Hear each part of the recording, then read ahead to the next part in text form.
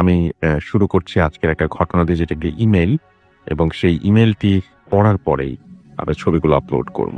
তো আগে আমরা মন দিয়ে ইমেইলটা শুনি, তারপরে ফেসবুকে যাব। ওকে। তো আমার ইমেইল যেটা আমি দেখতে পাচ্ছি, এটা পাঠিয়েছেন আমাদেরই একজন লিসেনার, এবং তিনি তার মতন করে লিখেছেন। আমিও তার মতন করেই পড়ার চেষ্টা করছি, আশা করছি আপনাদের ভালো লাগবে। যেভাবে লিখছেন সেভাবেই পড়ছি। জিজ্ঞেস করব না, কারণ আমি জানি আপনি সব সময় ভালোর দলে। আমি সুজন আহসান, চট্টগ্রাম থেকে। আমি যে ঘটনাটি মেইল করেছি তা আমার বড় আব্বুর সাথে ঘটে যাওয়া। একটা বেসরকারি প্রতিষ্ঠানে চাকরি করার কারণে স্টুডিওতে এসে ঘটনা শেয়ার করা আমার পক্ষে সম্ভব নয়, তাই ঘটনাটি মেইল করলাম। পড়ে ভালো লাগলে ভূত এফএমের শ্রোতাদের পড়ে শোনাবেন। যাই হোক, আর কথা না বাড়িয়ে সরাসরি ঘটনায় যাচ্ছি। ঘটনাটি ঘটে 1985-86 সালের দিকে। এই ঘটনাটি মহেশখালী দ্বীপের। আপনি জানেন, মহেশখালী বাংলাদেশের একমাত্র পাহাড়ি দ্বীপ।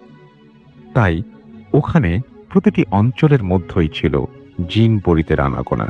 দিন পরিবর্তন আর মানুষের বৃদ্ধির সাথে সাথে সেসব এখন কমে গেছে। যাই হোক, আমার বড় আব্বু একজন কামেল পাশ আলেম। তিনি মহেশখালী দ্বীপের শাপলাপুর সরকারি প্রাথমিক বিদ্যালয়ের শিক্ষক ছিলেন। তৎকালীন সময়ে ওই এলাকায় অত বেশি শিক্ষিত লোক ছিল না, ফলে সেখানকার লোক শিক্ষিত আর হুজুরদের খুবই সমীহ করতেন। বড় আব্বু শিক্ষকতার পাশাপাশি হাল চাষও করতেন। আপনি হয়তো জানেন, মহেশখালী দ্বীপকে চকরিয়া থেকে পৃথক করেছে কুহেলিয়া নদী, আর বড় আব্বু এই কুহেলিয়া নদীর তীর ঘেঁষা উপকূলেই চাষ করতেন। ফলে নদীর চরে কেওড়া বন ওনার ক্ষেতের চেয়ে খুব একটা বেশি দূরে নয়। একদিন আসরের সময় তিনি ধান ক্ষেত দেখতে যান। তিনি সেখানে গেলে ওনার পার্শ্ববর্তী অন্যান্য চাষিদের সাথে বিভিন্ন বিষয় নিয়ে আলাপ হয়। কুহেলিয়া নদীর পানি লবণাক্ত হওয়ায় ধান ক্ষেতের পানি শুকিয়ে গেলে সেচ পাম্প দিয়ে পানি তুলে ধান খেতে দিতে হতো। বড় আব্বু যখন ধান ক্ষেত দেখে চলে আসবেন, তখন পাশের একজন চাষি ওনাকে সেচ পাম্পের পানির লাইন কোন দিক দিয়ে দিবে জিজ্ঞাসা করলেন। তিনি বললেন, পানির লাইন আমরা জমির দিক দিয়ে দেন, আমি মাগরিবের পরে এসে আপনার জমির দিকে ফিরিয়ে দেব। লোকটি তাই করে এবং পরে বিচরি চলে আসে। বড় আব্বু মসজিদে এসে নামাজ পড়ে বাসায় চলে আসেন। তিনি মনে মনে চিন্তা করছিলেন, সারা রাত ওনার জমিতে পানি চললে জমি পানিতে পূর্ণ হবে। ভোরবেলা এসে পানির লাইন ওই লোকটার জমির দিকে ফিরিয়ে দিলে লোকটি টেরই পাবে না। লোকটি যখন জমিতে আসবে ততক্ষণে জমিতে পানি পূর্ণ হয়ে যাবে। তিনি বাসায় এসে এশার নামাজ পড়ে খাওয়া দাওয়া সেরে ঘুমিয়ে পড়েন। ঘুমানোর আগে মনে মনে মাথায় সেট করে রাখেন যে ওনাকে ভোরে আজানের আগে উঠে জমির দিকে যেতে হবে, জমিতে গিয়ে পানির লাইন ফিরিয়ে দিতে হবে। যথারীতি উনি ঘুমিয়ে যান। ওনার ভাষ্য মতে ঘুমানোর কয়েক ঘন্টার মধ্যেই ওনার ঘুম ভেঙে যায়, কিন্তু উনি ভেবেছিলেন ফজরের আজানের সময় বোধহয় হয়ে এসেছে, তাই তাড়াহুড়ো করে ঘুম থেকে জেগে ঘড়ির কাঁটার দিকে না তাকিয়ে যাত্রা শুরু করেন। তখন সবে মাত্র রাত 12টা হবে। যাওয়ার পথে বাজার অতিক্রম করে যেতে হয়। তিনি যাওয়ার সময় লক্ষ্য করেন বাজারে মজুর শ্রেণীর অনেকে এখনো তাস খেলছে। তিনি তাদেরকে ফজরের আগ পর্যন্ত রাত জেগে তাস খেলার জন্য ধমকও দেন। তারা বড় আব্বুকে দেখে ফজর নাকি তখন রাত 12টা তার হিসেব না করে দ্রুত তাস লুকাতে ব্যস্ত হয়ে পড়েন এবং বলেন যে, হুজুর এখনই চলে যাচ্ছি। বড় আব্বু যথারীতি ধানের জমিতে গিয়ে হাজির হন। তিনি দেখেন জমিতে পানি পরিপূর্ণ হয়েছে। তিনি পানির লাইন ফিরিয়ে দেন। তিনি চলে আসবেন এই মুহূর্তে পার্শ্ববর্তী কুহেলিয়া নদীতে কেউ একজন মাছ ধরার জন্য জাল ফেলার শব্দ, মানে ফেলছে এরকম শব্দ তিনি পান। তিনি ভাবলেন কোনো জেলে হয়তো মাছ ধরছে। কে মাছ ধরছে জানতে চাইলে সেখান থেকে বিকৃত কণ্ঠে উত্তর আসে, আমি। কিন্তু পরক্ষণেই দুইটি মহিষ লড়াই হচ্ছে এরকম শব্দ তিনি শুনতে পান। যেদিক হতে শব্দ আসছে সেদিকে লক্ষ্য করেন। পূর্ণিমার আলোতে স্পষ্ট দেখতে পেলেন এই মহিষের সাইজ সাধারণ মহিষের চেয়ে বহুগুণ আলাদা। কিছুক্ষণ আগে যে জেলে জাল ফেলার শব্দ শুনতে পান তাও শোনা যাচ্ছে না। তিনি এবার বুঝতে পারলেন তার সাথে কিছু একটা ঘটতে চলেছে। প্রসঙ্গত বলে রাখি, বড় আব্বু ঝাড় ফুঁকের কাজ করতেন, ফলে জিন জাতি সম্পর্কে ওনার ভালো ধারণা ছিল। তাছাড়া যে জায়গায় তিনি চাষ করছেন সেই জায়গায় দিনের বেলায়ও ভয় পেয়ে অনেকে মারা গেছে এমন রেকর্ড আছে, যা ওনার অজানা নয়। ফলে তিনি মানসিকভাবে প্রস্তুতি নেন, কপালে আজ যা আছে তাই হবে ভেবে নিয়ে আস্তে আস্তে পেছনের দিকে হাঁটতে শুরু করেন এবং দোয়া দুরুদ পাঠ করা শুরু করেন। এক সময় পেছনে হাঁটতে হাঁটতে হঠাৎ ধানের আইলে পা লেগে যায়। তিনি লক্ষ্য করেন যে যে জায়গায় তিনি পড়ে গেছেন তার দুই পাশেই ইঁদুরের মাটির ঢিপি। তিনি সেখানে বসে পড়েন। তিনি সেই ইঁদুরের মাটি আর বড় আব্বুর চারপাশে ইঁদুরের মাটি নিয়ে দোয়া পড়ে ফু দিয়ে চারপাশে চিরাতে থাকেন। এমত অবস্থায় মহিষ দুটি একে অপরকে দৌড়াচ্ছে এবং তা বড় আব্বুর চারপাশে কেন্দ্র করেই। তিনি খেয়াল করেন যতটুকু দূর পর্যন্ত দোয়া পাঠের থু দিয়ে মাটি ফেলা হয়েছে তার পাশ দিয়েই মহিষগুলো দৌড়াচ্ছে। ভয়ে বড় আব্বুর মুখ দিয়ে দোয়াও আসছে না। অনেক সময় তার জিহ্বা আটকে যাচ্ছে, আবার কোনো কোনো সময় দোয়াও ভুলে যাচ্ছেন। ভুল শুদ্ধ যাই হোক না কেন, তিনি সমানে দোয়া পাঠ করছেন আর ফুঁ দিয়ে চারপাশে ছিটাচ্ছেন। এরপর কিছুক্ষণ চলার পর মহিষ দুটি একে অপরকে দৌড়িয়ে দিগন্ত শূন্য হয়ে যায়, অথবা একে অপরকে তাড়া করে দিগন্ত শূন্য হয়ে যায়। অতঃপর বড় আব্বু বাসায় ফেরার জন্য উঠতে চেয়েও উঠতে পারলেন না। ওনার পা অবশ হয়ে গেছে, তাই তিনি যেখানে বসেছিলেন সেখানেই বসে রইলেন আর মনে মনে আল্লাহর নাম জপতে লাগলেন। একটু পরে মাছ ধরার শব্দ শুনতে পেলেন। সেদিক থেকে ৬-৭ জন বাচ্চা মেয়ের কান্না শুনতে পান, যেদিক থেকে মাছ ধরার শব্দ তিনি শুনতে পেয়েছিলেন। তিনি স্বভাবতই বাচ্চাদের প্রতি একটু আগ্রহী, বাচ্চাদের খুবই আদর করতেন। বাচ্চা মেয়ের কান্না শুনে ওনার অন্তর কেঁদে উঠল। ওনার পা অবশ থাকার কারণে আর কিছু একটা ঘটে যাওয়া ঘটনার কারণে ওইদিকে যাওয়ার সাহস তিনি করতে পারলেন না। এটা কি আসলেই বাচ্চার কান্না নাকি সেই মহিষ জোড়া বুঝতে পারছেন না। এত কিছু চিন্তার মাঝেও তিনি কিন্তু দোয়া পাঠ বন্ধ করেননি। কিছুক্ষণ পর পর দোয়া পড়ে ইঁদুরের মাটি ছিটাচ্ছেন। একটু পরে কান্না থেমে যায়। তিনি এবার ভাবছেন, কান্না থামলো কেন? এটা কোনো মায়াজাল নয় তো? এবারে তিনি যা শুনলেন সেটার জন্য তিনি মোটেও প্রস্তুত ছিলেন না। গত বছর ১.৫ আগে পুকুরে ডুবে যাওয়া প্রথম কন্যা জাকিয়ার আব্বু আব্বু ডাক। তিনি এবার নিশ্চিত হলেন একটু আগে কান্না করা বাচ্চা মেয়ের কণ্ঠস্বর ওই মহিষ জোড়া ছাড়া আর কিছুই নয়। তিনি ভেবেছিলেন মহিষ জোড়া হয়তো চলে গেছে, তাই তিনি বাসায় ফেরার চেষ্টাও করছিলেন।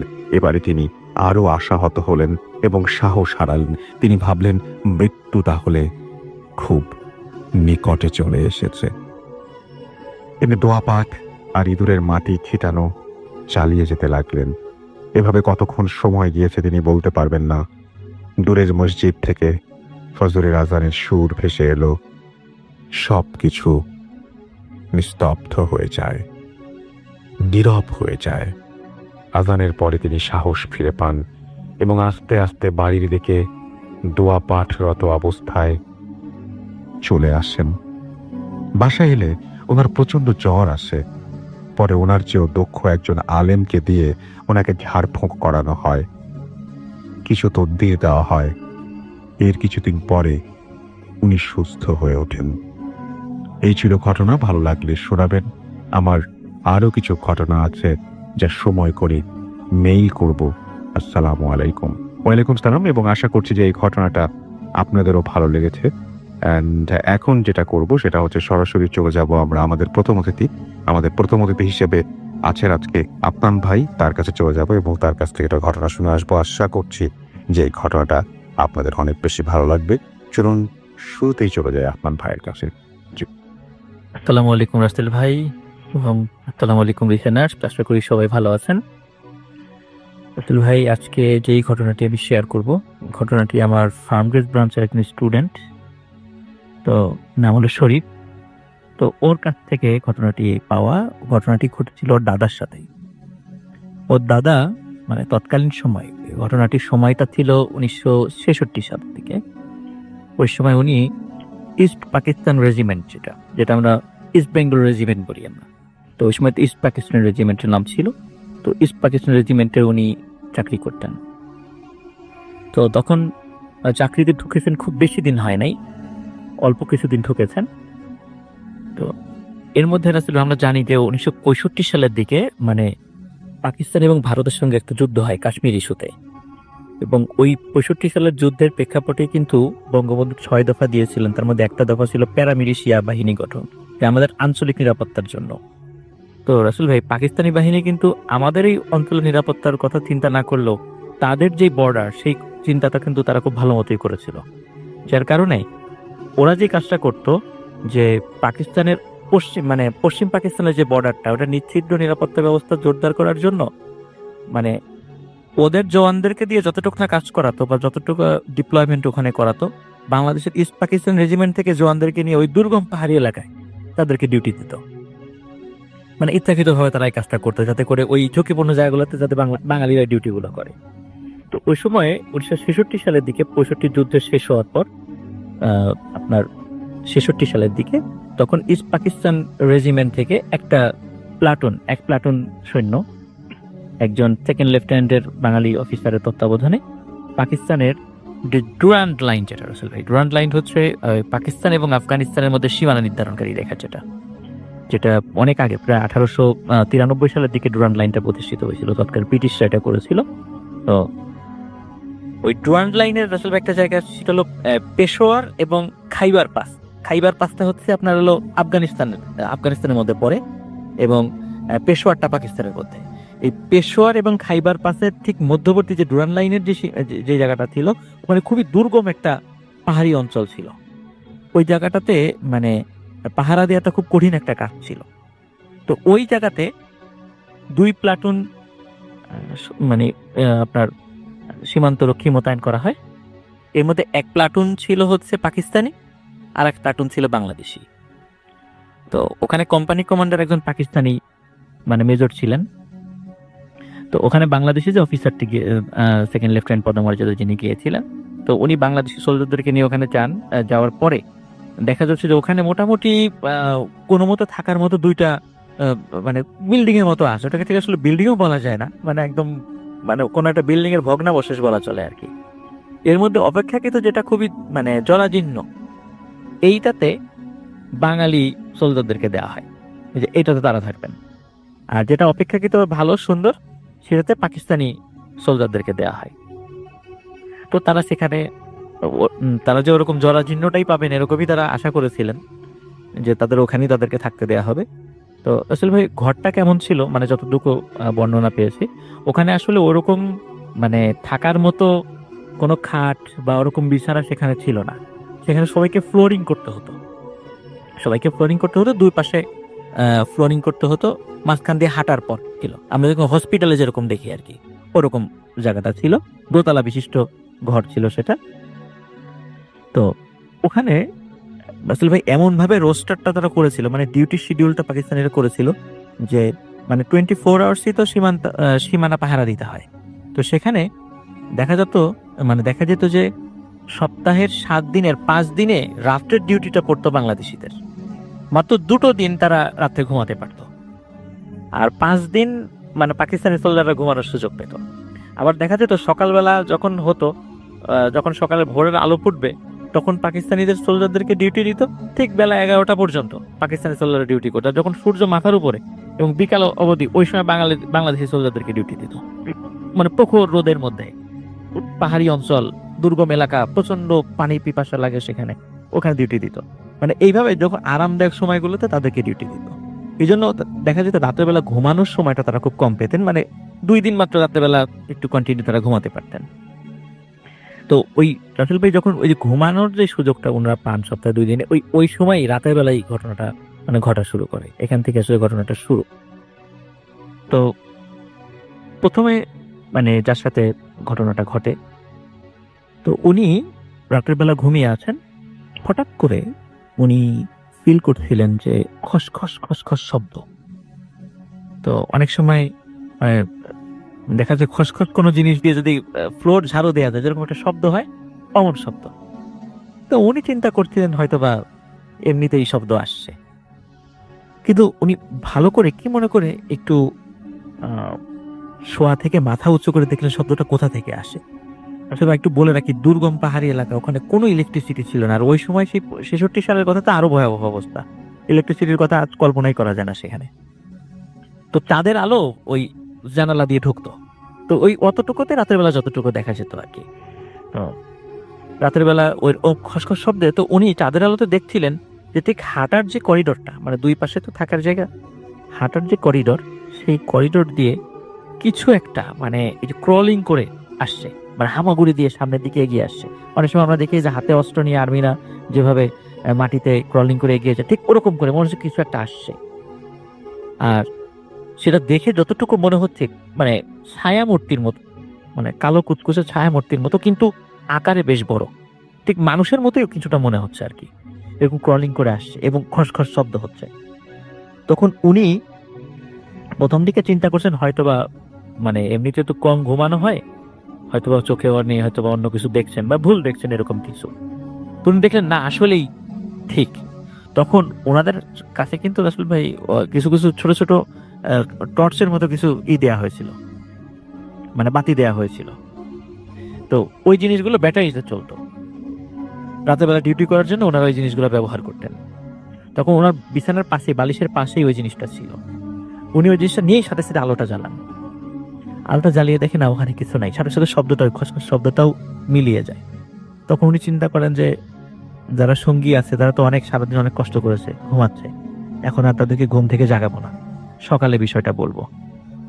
তো সকাল হয়ে যায় রাসেল ভাই, উনি আসলে ওই কথাগুলো মানে বলার মতো সুযোগও পান নাই কাউকে, মানে এতটা প্রেশারে ছিল বিভিন্ন ব্যস্ততার মধ্যে যে উনি কাউকে যে কথাগুলো বলবেন সেই সুযোগটাও পায় নাই। আর উনি বিষয়টা একটু অ্যাভয়েড করে যাওয়ার চেষ্টা করছেন, যে এর বললে পারে হয়তো সঙ্গীতের মধ্যে একটা উত্তেজনা সৃষ্টি হতে পারে, ভয় পেতে পারে, এই জন্য বলে নাই। আর তাছাড়া দেখা যাচ্ছে রাসেল ভাই এই সশস্ত্র বাহিনীতে এই সমস্ত বিষয়গুলো কিন্তু কোনো পাত্তা দেওয়া হয় না স্বাভাবিকভাবেই, তারা এগুলো অতটা বিশ্বাসও করেন না, এই জন্য ওইভাবে উনি বলেনও নাই।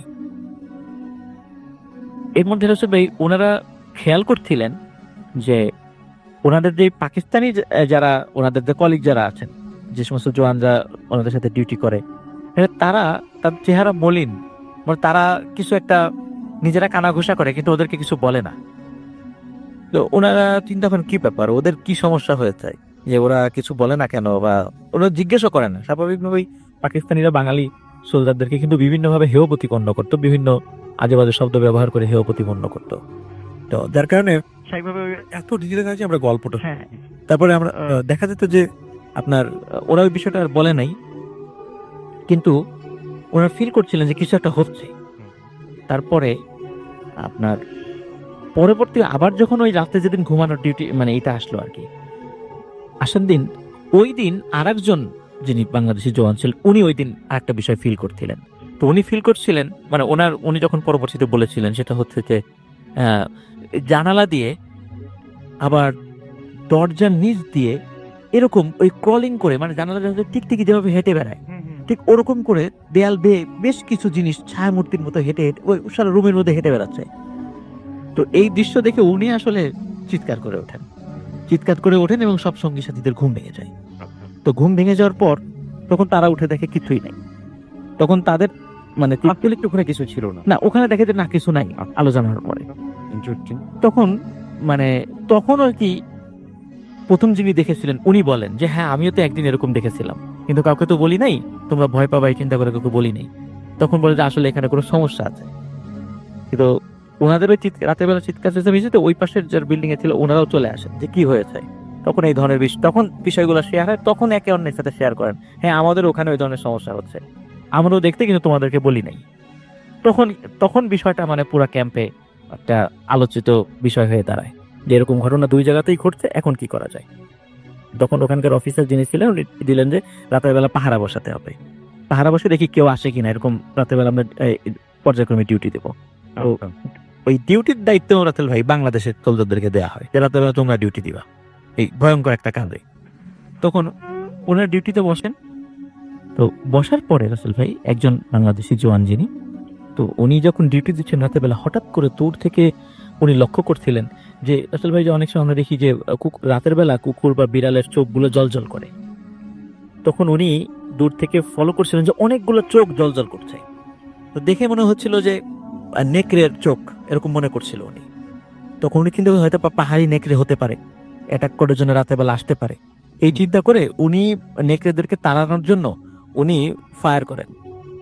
তো উনি দেখলেন যে ফায়ার করলে তো নেকড়েরা চলে যাওয়ার কথা, কিন্তু তা কিন্তু হচ্ছে না, বরং চোখ যেখানে ধরেন যে 10টা ছিল সেখানে মনে হচ্ছে এখন 20টা, কিছুক্ষণ পর আরো বাড়ছে। কিন্তু সে এবং চোখগুলো মনে হচ্ছে আস্তে তার কাছে আসছে, আরো বেশি জলজল করছে। তখন উনি আবার ফায়ার করেন, কিন্তু ফায়ারে আসলে আসলে কোনো লাভ হয় না, মানে ওই জিনিসগুলো যায় না, বরং আরো কাছে আসছে এমন মনে হচ্ছে। তখন উনি আসলে সত্যি ভয় পেয়ে যান মারাত্মক। তখন উনি সেন্সলেস হয়ে যান ওখানে। ফায়ারের শব্দে যখন অন্যরা প্রথম দিকে মনে করেছিল যে হয়তো বা এমনি অনেক সময় সতর্কতামূলক ফায়ার করা হয়, যখন বারবার ফায়ার করছিলেন তখন লোকজন চলে আসে যে কি হয়েছে, বা দেখুন সেন্সলেস হয়ে পড়ে আছেন, বা তাকে উদ্ধার করা হয়। তখন উনি ঘটনাগুলো বলেন রাসেল ভাই। এরপর রাতের বেলা রাসেল ভাই যখন ওনার ডিউটিতে যেতেন, তখন অনেক বড় আকৃতির মানে পাহাড়ি কুকুরের মতো রাতের বেলা কুকুর দেখতেন ওনারা। কিন্তু লোকাল যে সমস্ত লোকজন ছিল তাদের কাছে শুনে বলে যে আমরা কিন্তু কখনোই এই ধরনের জিনিস দেখি নাই। স্থানীয় যারা তাদের সাথে যখন কথা বলেছে, তারা বলেছে আমরা কখনো এই ধরনের কোনো জিনিস দেখিনি। কিন্তু আসলে ভাই এইখানে তাহলে কি এমন ঘটনা আছে যার কারণে ওরা এই বিষয়টা দেখতেন? পরবর্তী লোকালি লোকজনের কাছ থেকে জানা যায় ওখানে একটা ছোটখাটো একটা জনপদের মধ্যে ছিল। হঠাৎ কোনো একটা কারণে, কোনো একটা অসুখে, কি অসুখ কেউ বলতে পারে না, হঠাৎ করে কোনো একটা অসুখের কারণে ওই জনপদের প্রায় সবাই মারা যায়। হ্যাঁ, হাতে গোনা যে কয়েকজন জীবিত ছিল, ওনারা ওই জায়গা ছেড়ে চলে যায়। আর ওই যে বিল্ডিং গুলো রাসেল ভাই যেটা ছিল, ওনারা যেটা থাকতেন, এটা কিন্তু ওই জনপদেরই, মানে যেগুলো একটু পাকাপোক্ত বাড়ি ছিল ওইটা। কিন্তু কি যে অসুখ ছিল বা কি হয়েছিল এখনো পর্যন্ত কেউ জানে না। এরপর থেকে রাসেল ভাই ওই জায়গাতে ডিউটি দেওয়া বন্ধ করে দেওয়া হয়, ওনারা ওখান থেকে চলে আসেন। তারপরে ওইখানকার অবস্থা যে কি আর পরবর্তীতে আর জানা যায় নাই, কারণ ওটা তো আমরা তো সবাই ভাই পাকিস্তানের ওই জায়গাতে কি হবে স্বাভাবিক জানার কথাও না। তো এটাই ছিল রাসেল ঘটনা।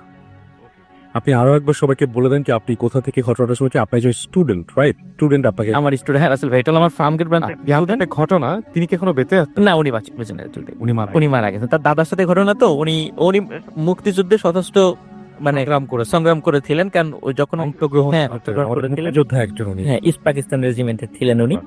তো উনি ওই সময় ওই জায়গাটাতে গিয়েছিলেন। ওনার মানে ওই একটা এক্সপেরিয়েন্স, স্বাভাবিক আর্মির এক্সপেরিয়েন্স আসলে আমরা খুব একটা বেশি পাই না এই সমস্ত জায়গাগুলোর, কারণ ওরা এগুলো শেয়ারও করতে চায় না।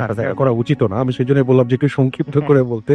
তো যাই হোক, থ্যাংক ইউ ভেরি মাচ। এবং সবচেয়ে বড় কথা হচ্ছে সেই জায়গাটা যদি আপনি কল্পনা করেন এবং ওই সময়ের ওই মুহূর্ত যদি কল্পনা করেন, যে কেউ মানে ভয় পাবেই, এটা কোনো মানে ইয়ে নাই আর কি। এবং মানে এরকম জায়গা ছিল আমরা সাধারণ মানুষরা যায়, যে থাকা তো দূরের কথা, যাওয়ারই সাহস পাবো না। তো যাই হোক, এলাকা মানে এমন দুর্গম পাহাড়ি এলাকা, ওটা মানে আমি রাসেল ভাই নেটে দেখেছিলাম, স্টিল নাও ওই খাইবার পাস এবং পেশোয়ারের ওই জায়গাটা এখনো জনমানব শূন্য। Thank you so much. আমি তো যাই হোক, আমরা সেটাই বলছিলাম যে ওই রকম জায়গায় মানে থাকাটা এবং ওইরকম জায়গায় এরকম কোনো কিছু দেখা আসলে একটু অন্যরকম একটা এক্সপেরিয়েন্স। তো যাই হোক, এখন যেটা করব সেটা হচ্ছে সরাসরি আমাদের কিছু আমাদের যে আপনারা যারা লিখছেন ফেসবুকে এবং আপনারা যে সমস্ত ঘটনা শুনে যা বলছেন সেটা একটু পড়ে আসব। এবং আমাদের এখানে অনেকেই লিখছেন দেখতে পাচ্ছি। আমাদের ইন্টারনেটের অবস্থা দেখি পড়তে পারি কিনা, ইনশাল্লাহ পড়তে পারবো। আমি অনেককেই দেখতে পাচ্ছি আমাদের এখানে লিখছেন এবং অনেকেই আমাদের সঙ্গে আছেন। আমি বরং একটু পরে আপনাদের এটা পড়ে শোনাচ্ছি। আমি দ্বিতীয় ঘটনায় চলে যাই, আমাদের দ্বিতীয় অতিথির কাছে। আপনার নামটা প্লিজ একটু বলবেন, কোথা থেকে এসছেন সেটা বলবেন, এবং তারপরে আপনার ঘটনায় যাব প্লিজ। ধন্যবাদ রাসেল ভাই, আসসালামু আলাইকুম। ওয়ালাইকুম সালাম। ধন্যবাদ নিসানাদকে, আসসালামু আলাইকুম। তো রাসেল ভাই, আমি রাজশাহী সোহাগ, আমি মিরপুর 1 থেকে এসেছি। তো আমি আজকে যে ঘটনাটা বলবো সেই ঘটনাটা আমার নিজের সাথে, এর আগেও আমি বলেছি রাসেল ভাই যে আমার নিজের সাথে এমন কিছু ঘটনা ঘটে যেগুলা আমি আপনাকে এর আগে বলেছিলাম। তো সেরকমই একটা ঘটনা। আমি এই ঘটনায় যাওয়ার আগে একটা ছোট্ট একটা ব্রিজের নাম বলবো, যে ব্রিজটা হচ্ছে সালেপুর ব্রিজ। মানে আমরা ঢাকা থেকে বের হওয়ার সময় আমিনবাজার নামের একটা জায়গা পড়ে, এই জায়গার পরে এই ব্রিজটার অবস্থান। ছোট্ট একটা ব্রিজ, কিন্তু এই ছোট্ট একটা ব্রিজ সম্বন্ধে যদি আমি একটু বলতে চাই, তাহলে ব্রিজটা সম্বন্ধে এরকম হবে যে আমি অনেক ড্রাইভার বা অনেক পিক আপ ভ্যান ড্রাইভার এদেরকে আমি জিজ্ঞেস করেছিলাম, মানে আমার ঘটনার পরে আমি জিজ্ঞেস করেছিলাম যে অ্যাকচুয়ালি এই ব্রিজটার এখানে কি হয়। তো ওনারা এরকম ভাবে আমাকে বর্ণনা করেছিল যে মাঝে মাঝে অনেক রাত্রে যখন গাড়ি চালিয়ে নিয়ে আসে, তখন অনেক ড্রাইভার দেখে যে ব্রিজটা তিনটা মনে হয়, দুইটা মনে হয়। মানে এটা কি হ্যালুসিনেশন বা ভুল কিছু সেটা না, কারণ কিছুদিন আগেও অলমোস্ট আগস্টের হচ্ছে 20 বা 22 তারিখের দিকে ওখানে একটা অ্যাক্সিডেন্ট হয়েছিল। একটা কার হচ্ছে প্রাইভেট কার, 3জন যাত্রী সহ ওই ব্রিজ থেকে নিচে পড়ে যায়। অলমোস্ট এখন অবধি কোনো মানুষ বা ওই কারটার কোনো হদিস পাওয়া যায় না। এখানে অনেকগুলো কোস্টার স্পিড বোর্ড নিয়ে আসছিল, নৌবাহিনী থেকে লোক নিয়ে আসছিল, বাট এখানে এতটুকু একটা জায়গার মধ্যে কিভাবে এই প্রাইভেট কারটা হারিয়ে গেল, কোথায় হারালো কেউ জানে না। আপনার সামনেই একদম। এটা মানে ঘটনাটা ঘটেছে কিছুদিন আগে, মানে এই অগস্টের হচ্ছে 20-22 তারিখের দিকে এই ঘটনাটা ঘটেছে, ওকে। 2 মাস আগে, হুম। 2-1.5 মাস আগে। তো আমার ঘটনা যেটা সেটা হচ্ছে এই ব্রিজের এখানেই, এটা হচ্ছে এপ্রিল এই 2019 ইয়েতে 2009 এপ্রিলে আমার এই ঘটনাটা ঘটে। তখন হচ্ছে সেই দিনকে আমি যে কাজটা করেছিলাম, আমার ফ্রেন্ডের ওখানে গিয়েছিলাম। আমার ফ্রেন্ডের বাড়িটা ছিল হচ্ছে সাভার উপজেলার তেঁতুলঝড়া ইউনিয়নে। তো আমি একটা কোনো একটা কাজে সেখানে গেছিলাম, দেন ওখানে কাজটা সারতে আমার রাত্রি হয়ে যায়, অ্যাজ লাইক 9:30 বেজে যায়। তো আমি আমার ফ্রেন্ডকে বললাম যে আমি রাত্রে তো থাকবো না, আমি চলে যাব। তখন আমার ফ্রেন্ড বলছে কি যে এটা তো ঠিক হলো না, কেমন হলো, তো 9:30 বাজছে, তুমি এখন কিভাবে যাবা? সোয়ার তখন বাইরে বের হয়ে দেখছি ঝিপঝিপ করে বৃষ্টি হচ্ছে। তো আমি কোনোভাবে হেমায়তপুর মানে বাজারে ওখানে চলে আসি, তেঁতুলঝাড়ি ইউনিয়নের ওখান থেকে হেমায়তপুর বাজারে চলে আসলাম। ওখানে আস্তে আস্তে আমার মোটামুটি 10:30 বেজে যায়। তো 10:30 বেজে যাচ্ছে, এরপরে দেখছি আমি যেটা ছোট ছোট যে চায়ের দোকানগুলা, যেহেতু রাত্রে বৃষ্টি হচ্ছে, চায়ের দোকানগুলো বন্ধ হয়ে গেছে। আর গুটি কয়েক কিছু লোক যেগুলো আছে রাস্তার পাশে হাঁটাহাঁটি করছে, এরাও আস্তে আস্তে আস্তে আস্তে সবাই চলে যাচ্ছে। আমি রাস্তার পাশে দাঁড়িয়ে আছি, ওই হিমায়তপুরের যে ব্রিজ আছে ওভারব্রিজটা, এই ওভারব্রিজের নিচে দাঁড়িয়ে আছি, বাট কোনো লোকাল গাড়ি আসছে না। আমি অলমোস্ট খেয়াল করছি এখানে অনেক বড় বড় গাড়িগুলো যেটা 900 কোচ এগুলো চলে যাচ্ছে, বাট লোকাল গাড়িগুলো একটাও আসছে না। অলমোস্ট যখন হচ্ছে 11:30 বাজে, তখন দেখছি একটা রিক্সাওয়ালা হেমায়তপুর ওই দিক থেকে আসছে, মানে আমিন বাজারের দিকে যাচ্ছে। সো আমি রিক্সাওয়ালাকে ডাকলাম, রিক্সাওয়ালা যখন কাছে আসলো আমার, তখন আমি দেখছি যেটা যে রিক্সাওয়ালার গোটা গায়ে মানে আমি এটা খেয়াল করেছি, বাট রিক্সাওয়ালাকে সেইভাবে খেয়াল করিনি যে রিক্সাওয়ালার গোটা গায়ে প্লাস্টিক দিয়ে জড়ানো। আপনাকে একটা কথা বলি রাসেল ভাই, যেটা হচ্ছে যে বৃষ্টি হলে যেরকম ভাবে জড়ানো থাকে এরকম কিছু। এরকম কিছু না, মানে বৃষ্টি হলে আমরা কি একটা প্লাস্টিক পরে নিলাম, প্লাস্টিকটা ফাঁকা থাকে না, পুরে প্লাস্টিকটা ফাঁকা থাকে, গায়ের সাথে টাচ করে না, এরকম একবারে ইজি থাকে। বাট ওই রিক্সাওয়ালার শরীরে প্লাস্টিকটা একেবারে জড়ানো, মনে হচ্ছে কেউ একজন জড়াই দিয়েছে আচ্ছা। এরকম।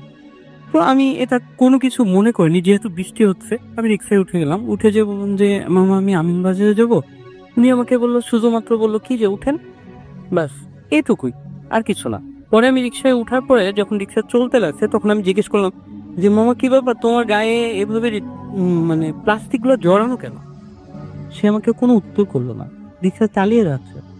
আমি আস্তে আস্তে যে ব্রিজের কথা বললাম একটু আগে, যে সালেপুর ব্রিজ, এই ব্রিজ থেকে মোটামুটি 70 গজ বা 80 গজ দূরে, ব্রিজ থেকে এত দূর ডিস্টেন্সে এসে রিক্সাওয়ালা আমাকে বলছে কি যে মামা আমি আর যাবো না, আমার রিক্সায় চার্জ নেই। আমি আশ্চর্য হয়ে গেলাম, তখন বাজে রাত্রি 12টা।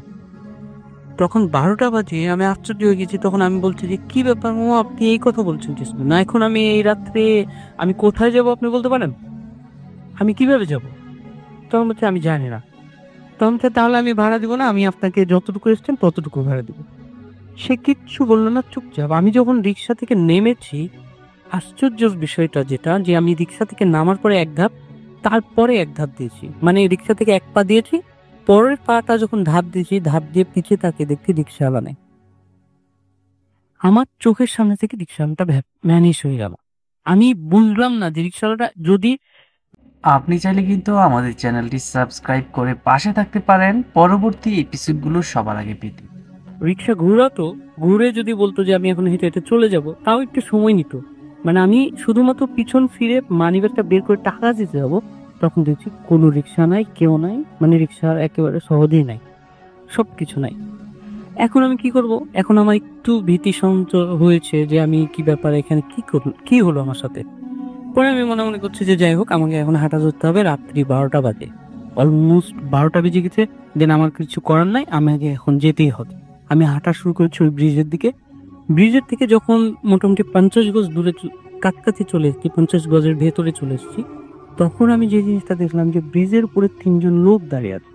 এখন এখানে যে ফ্ল্যাশিং হচ্ছে বা রাত্রে যে গাড়ি যাচ্ছে, এটা আমার খেয়াল নাই যে গাড়ি যাচ্ছে, কিন্তু ফ্ল্যাশিং যে হচ্ছে, আকাশে যে ফ্ল্যাশিং হচ্ছে, এই ফ্ল্যাশিং এ আমি দেখতে পাচ্ছি যে ওখানে 3জন লোক দাঁড়িয়ে আছে। তো স্বভাবত ওখানে যেহেতু ইন্ডাস্ট্রিয়াল বেশ কিছু জায়গা আছে, ওখানে আমি লোককে আশা করতেই পারি। আমি মনে মনে করছি যে যেহেতু লোক দাঁড়িয়ে আছে, আমি তাহলে এগিয়ে যাই। এগিয়ে যাওয়ার সময়তে মোটামুটি যখন আরেকটু কাছে গেছি, তখন দেখছি যে জিনিসটা দেখছি সেই জিনিসটা মানে আমার এতটা মানে আশা করিনি আমি, যে ওই ব্রিজের নিচ থেকে আরো কিছু মানুষ উঠে আসছে। সেটা হচ্ছে মানুষের মতো না, জীব জানোয়াররা যেভাবে হাঁচর পাচর করতে করতে উপর থেকে উঠে আসে, ঠিক একইভাবে ওইভাবে উঠে আসছে। উঠে এসে প্রায় 10-12 জন লোক ওই জায়গায় দাঁড়িয়ে গেল। 10-12 জন লোক যখন দাঁড়িয়ে গেল, তখন আমি ওই যে ফ্ল্যাশিং হচ্ছে, এই ফ্ল্যাশিং এ দেখলাম যে প্রত্যেক জনের গায়ে একইভাবে প্লাস্টিক জড়ানো, কিন্তু তাদের চেহারাটা আমি দূর থেকে বুঝতে পারছি না। এখন কিছুক্ষণ পরে দেখতে দিই তারা মুভ করা শুরু করেছে আমার দিকে। যখন মুভ করা শুরু করেছে, তখন আমি 2 কদম পিছিয়ে সরেছি। মানে যখন মুভ করা শুরু হয়েছে, তখনই আমার মনে হয়েছে যে হ্যাঁ, আমার সাথে এবার অন্য কিছু একটা ঘটতে যাচ্ছে। আসলে এই সময়টাতে যদি মানে একটা কথা বলি রাসূল ভাই, যেটা যে মানুষ ভয় পেলে যদি দিশেহারা হয়ে যায়, তখনই মানুষকে মানে অনেকভাবে অ্যাটাক করার চেষ্টা করে। তো আল্লাহর রহমতে যে জিনিসটা আমি করেছি যে আমি শুধুমাত্র 2টা কদম পিছিয়ে সরেছি। সরার পরে একটা বড় করে বৃত্ত দিয়েছি। আয়াতুল কুরসি পড়ছিলাম, আয়াতুল কুরসি পড়তে পড়তে একটা বড় করে বৃত্ত দিয়েছি। বৃত্ত দেওয়ার পরে ওর ভেতরে আরো একটা বৃত্ত দিয়েছি। বৃত্ত দিয়ে সেই বৃত্তের ভিতরে আমি দাঁড়িয়ে আছি। আর যেহেতু বৃষ্টি পড়ছে, ঝিপ ঝিপ ঝিপ ঝিপ করে বৃষ্টি পড়ছে, আমি আয়াতুল কুরসি পড়ছি আর ওই বৃষ্টির পানি ধরে আমার মুখে দিচ্ছি। আর পানিগুলা ধরে আছি যে যদি কিছু হয় তাহলে আমি পানিগুলা ছিটাবো। যেটা বললেন একটু আগে রাসেল ভাই, যে ইঁদুরের মাটিগুলা ছিটাচ্ছিল, ঠিক মানে এরকমই কিছুটা, যে আমি পানিগুলা ছিটাবো।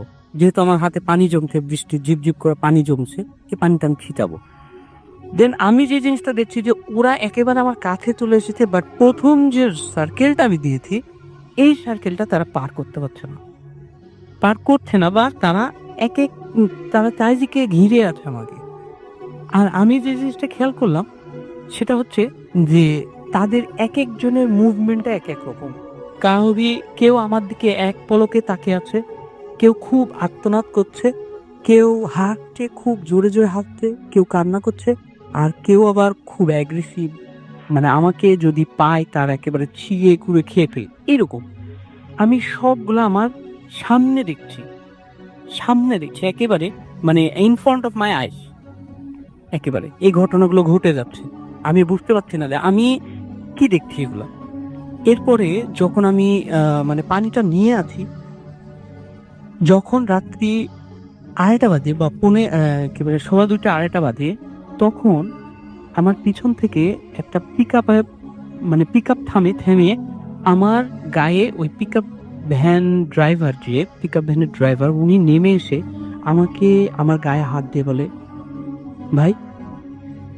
প্রথমবার যখন বলে আমার কোনো টেন্স নাই, পরেরবার যখন একটু জোরে করে ধাক্কা দেয়, তখন আমি চমকে উঠি। একেবারে মনে হচ্ছে যে আমার ভেতরে আমার হার্টবিটটা মনে হচ্ছে বন্ধ হয়েছিল, উনি ফোর্স করার সাথে সাথে আমার হার্টবিটটা চলে এসেছে এইরকম। আচ্ছা, দেন আমি ওনাকে বলছি, উনি আমাকে জিজ্ঞেস করছে যে ভাই, আপনি এত রাত্রে এখানে কি করছেন, আর আপনি বৃষ্টির মধ্যে দাঁড়িয়ে আছেন কিসের জন্য? বৃষ্টির মধ্যে কেন দাঁড়িয়ে আছেন? আমি তখন ওনাকে বললাম যে কেন ভাই, আপনি কি আমার সামনে কাউকে দেখেননি? তখন উনি আমাকে বলছে যে না। যখন তিনি আমাকে বললেন যে না, তখন ওনাকে আমি আর কিছু বলিনি। তখন আমি বলছি, উনি আমাকে জিজ্ঞেস করলো যে আপনি কোথায় যাবেন? তখন তো আমি মিরপুর একে যাব। আনফরচুনেটলি ওই লোকটাও মিরপুর একেই যাবে। তখন আমাকে বলল যে আপনি আমার গাড়িতে একটু বসেন, আমি আপনাকে ড্রপ করে দিচ্ছি। একটা জিনিস কি রাসেল ভাই, আপনি মাঝে মাঝে যে কথাটা বলেন যে বিশ্বাস করা বা না করাটা আপনার ব্যাপার, জি। যে কথাটা বলেন, অ্যাকচুয়ালি যারা ভুক্তভোগী, ভিকটিম যারা, তারা তারা জানে যে অ্যাকচুয়ালি জিনিসটা কি হয়। আর ওই যে লোকটা আমাকে নিয়ে এসে ১ নম্বরে নামিয়ে দিল, আর যে লোকটা আমাকে রিকশায় করে নিয়ে আসছিল, এই দুটার মধ্যে পার্থক্য তো এখন একেবারে পরিষ্কার যে একজন আমার ভালো করার জন্য চেষ্টা করেছে, একজন আমার খারাপ করার চেষ্টা করেছে। জি। আমি এর আগে বলেছিলাম, আপনার মনে আছে, যে আমার একটা হুজুর, রাজশাহীতে আমার যে হুজুর আছেন, উনি আমাকে বলেছিল যে সোহাগ, তুমি যেখানেই জানো কেন, কোনো একটা কিছু বা কোনো একটা শক্তি তোমাকে আয়ত্ত করার চেষ্টা করে বাট পারে না। এরকমও যদি কিছু হয়, তারপরও সেই দিনও হয়তো রাত্রে, বাট দে আর ট্রাইং, আমাকে আয়ত্ত করার চেষ্টা করছে বাট পারেনি। আসলে আমি যে জিনিসটা বলতে চাই যে যারা এই জিনিসগুলো দেখে, সামনাসামনি দেখে, জি। তাদেরকে অনেকেই কিন্তু হেয় প্রতিপন্ন করে যে মিথ্যা কথা, বানানো কথা। কিন্তু একজন মানুষ কতটা বানাতে পারে? লিসেনারদের কাছে প্রশ্ন যে একজন মানুষ কতটা বানাতে পারে? ঠিক আছে, এই ছিল আমার ঘটনা। ধন্যবাদ ভাই। Thank you so much. আপনাকে ঘটনার জন্য আপনাকে অনেক ধন্যবাদ। এবং আমি দেখতে পাচ্ছি আমাদের যে রেডিও ফুর্তির যে ভূত এফএম যে পেজটা রয়েছে, সেই পেজে অনেকেই লিখছেন আপনারা, এবং আপনারা লিখছেন এমডি আলামিন হুসাইন আমাদের লিখেছেন রাসূল ভাই, আচ্ছা, তিনি লিখেছেন যে আচ্ছা, তিনি আমাদের সাথে সবসময় আছেন, তিনি জানিয়েছেন, এবং তিনি রেডিও এবং ভূত এফএম তিনি রেগুলার শোনেন, এবং কমেন্ট সবসময় পড়া হয় না, এই সমস্ত বিষয় তিনি লিখেছেন। থ্যাংক ইউ ভেরি মাচ আমাদের সাথে থাকার জন্য। এমডি হাসিবুর রহমান আমাদের সাথে আছেন, এবং সপ্তাহে প্রতি সপ্তাহে অপেক্ষায় থাকেন, সেটাই জানিয়েছেন আমাদেরকে, এবং বরিশাল থেকে তিনি আমাদেরকে লিখছেন। রতিবুল ইসলাম আমাদের সাথে লিখেছেন লাভ ইউ ভূত এফএম। আমাদের সঙ্গে আছেন দেখতে পাচ্ছি দুর্জয় গুপ্ত, চট্টগ্রাম থেকে শুনছেন। এমডি আব্দুল করিম হৃদয় আমাদের সঙ্গে আছেন, এবং ভর্তি পরীক্ষার, আচ্ছা, তিনি একটা ঘটনা এখানে লিখে পাঠিয়েছেন, এখানে না লিখে পাঠানোটাই বেটার। আমাদের সঙ্গে আছেন দেখতে পাচ্ছি আরাফাত হাসান, আরাফাত আল হাফেন, এবং আমাদের সঙ্গে আছেন ইমরান খান জে ইউ, এবং তিনি 2014 সাল থেকে শুনছেন ভূত এফএম। বাপ্পি বিশ্বাস আমাদের সঙ্গে আছেন, আমাদের সঙ্গে আছেন এমডি সুজন খান, ইমতিয়াজ নিশাত আমাদের সাথে আছেন, নাহিদ বয়েস আমাদের সাথে আছেন, এবং আমাদের সাথে আছেন দেখতে পাচ্ছি এছাড়াও এস আর জেড তন্ময়, এবং খুলনা খালিশপুর থেকে তিনি শুনছেন। আমাদের সাথে আছেন দেখতে পাচ্ছি এফ এন ফিদু জামান স্বাধীন, রাজশাহী চারঘাট থেকে তিনি শুনছেন। নাইম ইসলাম নাইম আমাদের সঙ্গে আছেন, নারায়ণগঞ্জ থেকে তিনি শুনছেন। আমাদের সঙ্গে আছেন এইচ এন নাইম হুসাইন, এছাড়াও আফনান হুসাইন শাকিল আমাদের সঙ্গে আছেন, এবং তিনি আমাদের সাথে শুনছেন। সুস্মিতা বসু আমাদের সঙ্গে আছেন, জি এম তালাল আমাদের সাথে আছেন, তানবীর বিন ওয়াসিফ আমাদের সঙ্গে আছেন, আব্রাহাম খান শফি আছেন আমাদের সঙ্গে, ফয়সাল আহমেদ শৈশব আমাদের সঙ্গে আছেন, খান রিজভি ইমরান আমাদের সঙ্গে আছেন, তাসনিম জিনিয়া আমাদের সাথে আছেন, উম্মে সুমাইয়া জাহান লুসি আমাদের সঙ্গে আছেন, মোহাম্মদ রাকিব হোসেন, এছাড়াও আছেন পি আর জিসান আহমেদ হাবিব আছেন আমাদের সঙ্গে, দেখতে পাচ্ছি আহমেদ রাব্বি, এবং এনবি দুলন আমাদের সঙ্গে আছেন। আমাদের সাথে আছেন মাশরুত আবেদ, আমাদের সাথে আছেন অজানা স্বপ্নে, আচ্ছা অজানা আমি, এ আর আই শাহ আমাদের সাথে আছেন, সোহাগ বাবু আছেন আমাদের সঙ্গে, এমডি সাওয়াল বিন আনোয়ার আমাদের সাথে আছেন, আমাদের সাথে আছেন দেখতে পাচ্ছি দেলোয়ার, জে আর জাহিদ হাসান সহ আরো অনেকে। থ্যাংক ইউ ভেরি মাচ যারা আমাদের সঙ্গে আছেন। আমাদের রেডিও ফুর্তির যে পেজ, সেখানে আপনারা অনেকে আছেন, এবং দেখতে পাচ্ছি এমডি মাহিন যেমন আমাদের নাটক থেকে শুনছেন, হাসিব মৃধা আমাদেরকে শুনছেন, আমাদের সঙ্গে আরো অনেকেই এরকম আছেন। এবং আমাদের দুটো পেজ, www.facebook.com/radio.furti and www.facebook.com/bhutfm.raffle, এই দুটো পেজে এসে আপনিও অংশগ্রহণ করতে পারেন, আপনি জানাতে পারেন আপনার কথা, এবং আশা করছি যে আপনাদের সবাইকে আমরা রিপ্লাই দেওয়ার চেষ্টা করব। এবং আমাদের যারা ঘটনা পাঠাতে চান, তারা আমাদের ইমেল অ্যাড্রেসটা মনে রাখবেন। আমাদের ইমেল অ্যাড্রেস হচ্ছে bhutfm@radiofurti.fm, which is bhutfm@radiofurti.fm। আপনার নাম, ঠিকানা এবং ফোন নাম্বার সহ আপনার জীবনে ঘটে যাওয়া বা আপনার জানা সেরা ঘটনা লিখে পাঠিয়ে দিন আমাদের কাছে। ঘটনার শুরুতে অবশ্যই উল্লেখ করুন যে ঘটনাটি আপনি স্টুডিওতে এসে শেয়ার করতে চান নাকি আপনি চান আপনার ঘটনা আমরা পড়ে শোনাই। যারা দেশের বাইরে রয়েছেন তারা সরাসরি অডিও ক্লিপ পাঠাতে পারেন বা লিখেও পাঠাতে পারেন ঘটনাটি। চলে যাচ্ছি আবারও আফনান ভাইয়ের কাছে এবং তার যে দ্বিতীয় ঘটনাটি সেটা শুনে আসবো। আশা করছি এই ঘটনাটা আপনাদের কাছে অনেক ভালো লাগবে। চলুন। আসসালামু আলাইকুম লিসেনার। রাসেল ভাই, এই ঘটনাটি বেশ ছোট, মানে একদম বেশ ছোট। একদম ছোট ঘটনা। জি। তো বেসিক্যালি এই ঘটনাটি আসলে আমার বলার কথা ছিল না। আপনার সঙ্গে একজনের আশা হ্যাঁ। ছিল। খুলনা থেকে যে সাধারণত যে স্টোরিগুলো যারা আমাকে সাধারণত দেয়, ওদেরই একজন আসার কথা ছিল, কোনো কারণে আসতে পারে নাই। ওর রিকোয়েস্টে ওই ঘটনাটি আজকে আমি আমার আজকে সেকেন্ড স্টোরি হিসেবে বলবো। যে স্টোরিটা ছোট একটা লাশের ঘটনা। জি।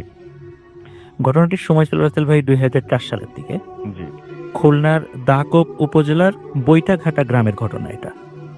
জি তো একজন ভ্যান চালকের সাথে ঘটনাটি ঘটে। ঘটনার কিছু অংশ রাসেল ভাই একটু কমন, আমি আগে থেকে বলে দিলাম। সাধারণত বিষয়টা একটু কমন, এই জন্য বলছিলেন যে এই ঘটনাটা একটু কমন আর কি। সাধারণত আমি একটু অ্যাভয়েড করে যাই কমন বিষয়গুলো, তারপর আজকে বলছি আর কি। আশা করি লিসেনারদের ভালো লাগবে আর কি। তো ঘটনাটি তার সঙ্গে ঘটছিল একজন ভ্যান চালক। উনি শুধু যে ভ্যানে বিভিন্ন মালটাল টানতেন তা না, অনেক সময় দেখা যেত যে অসুস্থ রোগী, এমনকি যদি কখনো পুলিশ খবর দিত, বিভিন্ন লাশও উনি ওনার ভ্যানে নিয়ে আসতেন আর কি, বিভিন্ন গ্রামে উনি পৌঁছে দিতেন। তো 2004 সালে একটা পুরুষ মানুষ, উনি বিষ খেয়ে আত্মহত্যা করেছিলেন। তো তার লাশটি খুলনা সদর যে হসপিটাল, সেই সদর হসপিটালে পোস্টমর্টেম বা আনুষঙ্গিক কাজটা শেষ করতে করতে বেশ রাত হয়ে যায়। তো উনি খুব সাহসী লোক ছিলেন এবং পত্র এলাকায় ওনার বেশ সুনাম ছিল, খুব ইয়াং ম্যান ছিলেন আর কি। তো যার কারণে লাশ পুলিশ পরিবারকে বুঝিয়ে দেন। তো পরিবার বলেন যে আমরা অন্য একটা ভ্যানে চলে আসতেছি, তুমি লাশটা নিয়ে চলে আসছো তাড়াতাড়ি। তো উনি বলেন যে আমার সাথে অন্য কোনো লোকের প্রয়োজন নাই, আপনারা নিশ্চিন্ত মনে বাসায় চলে যান, আমি লাশ নিয়ে চলে আসছি। তো সবাই বিশ্বাস করে তারা আগে আগে বাসায় চলে যান, লাশের অপেক্ষা করছিলেন বাড়িতে গিয়ে। তো উনি একাই লাশ নিয়ে আসছিলেন। তো কোনো কারণে ওনার প্রতিমধ্যে ওনার ভ্যানটা আবার একটু খারাপ হয়ে যায়, যার কারণে ও সেটা আবার মেরামত করে আবার ফিরতে ফিরতে আর একটু দেরি, ঘন্টাখানেক দেরি হয়ে যায় আর কি। বেশ লেট হয়ে যায়। বেশ লেট হয়ে যায়। এটা আসলে অনাকাঙ্ক্ষিত ছিল যে এটা হবে, এমনিতেই টায়ার পাংচার হয়ে যায়, এগুলো ঠিকঠাক করতে। আবার একটু সন্ধ্যার পরে একটু গ্রাম অঞ্চল, মেকারও পাওয়া যাচ্ছিল না, এই জন্য একটু দেরি হয়ে যায় আর কি। তো উনি যখন ফিরছিলেন লাশ নিয়ে, তো ওই বৈটাঘাটা গ্রামের মানে মাঝখান দিয়ে চলে গেছে, একটু খুব ভালো রাস্তা আর কি, পাকা রাস্তা। তো একটা জায়গায় একটা ব্রিজ রয়েছে। তো ব্রিজে ওঠার সময় বেশ মানে একটু উঁচু হয়ে ব্রিজে উঠতে হবে এবং নামার সময় আবার বেশ ঢালু। তো উনি যখন ব্রিজটা যখন উঠবেন, তখন উনি ভ্যানের সিট থেকে নেমে হাত ধরে টেনে টেনে ব্রিজের উপরে উঠানোর চেষ্টা করেন। হঠাৎ দেখছেন যে কি ব্যাপার, ভ্যানটা আটকে গেল কেন। তো পিছন দিকে তাকিয়ে দেখে মোটামুটি 6-7 বছরের একটা ছোট্ট মেয়ে, ফ্রক পরা একটা মেয়ে, সে মানে চুল এলোমেলো, সে 2 হাত ধরে ভ্যানটা টেনে ধরে রাখছে, মানে সে উঠতে দেবে না। তো উনি মনে করেছেন যে আশেপাশের মানে ওটা কিন্তু একদম মানে জনমানবহীন এলাকা ছিল না রাসেল ভাই, আশেপাশে ঘর বাড়ি ছিল। তো উনি চিন্তা করেছেন হয়তো আশেপাশে বাড়ির কোনো দুষ্টু মেয়ে সে এসে ওই ভ্যানটা টেনে ধরেছে। আচ্ছা। তো উনি খুব বকাঝকা করেন, এই এত রাত্রে কি করে, যাও চলে যাও, এরকম বলে দেখেন সেই মেয়েটা ছেড়ে যায়, আবার দৌড়ে চলে গেল। তো উনি চিন্তা করেন যাক আপদ বিদায় হয়েছে। তখন উনি স্বাভাবিকভাবেই ভ্যানটা ব্রিজে উঠিয়ে আবার ভ্যানে উঠে যখন নামা শুরু করেন, বেশ দ্রুত গতিতেই ভ্যানটা নামছিল। তো হঠাৎ করে উনি চিন্তা করলেন কি ব্যাপার, ভ্যানে একটু ভার বেশি মনে হচ্ছে আগের থেকে। তো পিছন দিকে তাকিয়ে দেখেন ওই মেয়েটা ভ্যানের পিছনে মানে বসে আছে এবং পা দুলিয়ে বেশ মানে আয়েশ করে বসে আছে। তো উনি ওই ভ্যান দ্রুত গতিতে যাচ্ছিল, উনি ভ্যানটা একটু গতি কমিয়ে দিয়ে ব্রেক করে সাইডে নিয়ে এসে তখন বলেন, এই তুমি এখানে কি চাও, কি করো? তো ওই মেয়েটা কিছুই বলে না, শুধু হাসে আর কিছু বলে না। তো উনি বেশ আরো বকাঝকা করলেন যে যাও চলে যাও।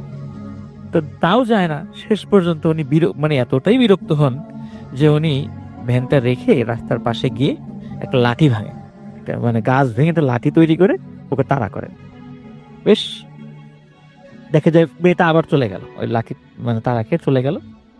তো উনি আবার ভ্যান চালানো শুরু করেন। তো এখন রাসেল ভাই একটা অদ্ভুত ঘটনা ঘটে, সেটা হচ্ছে উনি হঠাৎ করে কি মনে হচ্ছে পিছনে একটু নড়াচড়ার শব্দ। তো পিছন দিকে তাকিয়ে দেখেন ওই মেয়েটি ওনার ঠিক পিছনে বসে আছে এবং সাধারণত ভ্যানে একদম ড্রাইভারের দুপাশে কিন্তু আমরা বসার জায়গা আছে ভ্যানের। ভ্যান কিন্তু রাসেল ভাই রানিং চলা অবস্থায় কিন্তু কখনো ড্রাইভারের ওই পাশে এটা বসা যায় না, থামার পরে তারপর উঠে বসতে হয় ধীরে সুস্থে। দেখে ওই মেয়েটি ওনার ঠিক পিছনে ওইভাবে বসে আছে।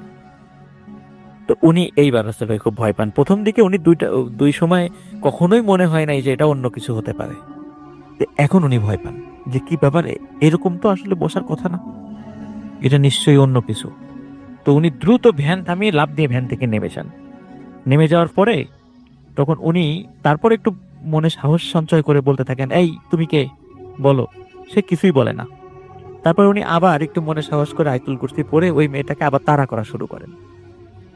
রাসেল ভাই উনি দেখছিলেন যে মেয়েটা আবার দৌড়ে সে ব্রিজের উপর উঠে গেল, এবং ব্রিজের উপরে উঠে যাওয়ার পরে ব্রিজের দুই পাশটা সাধারণত রাসেল ভাই একটু উঁচু থাকে।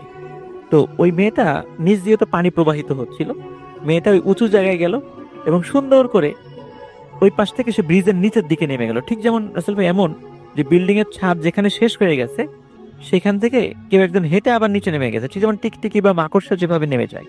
এবং দেখে কি ওই মেয়েটা ওই ব্রিজের পাশ থেকে নেমে ব্রিজের নিচ দিয়ে হেঁটে, মানে স্পাইডারম্যানের মতো, মানে মাথা নিচে দিয়ে হেঁটে আবার ওই পাশ দিয়ে উঠছে, মানে মনে হয় বৃত্তাকারে ব্রিজটাকে প্রদক্ষিণ করছে, এরকম কয়েকবার করছে।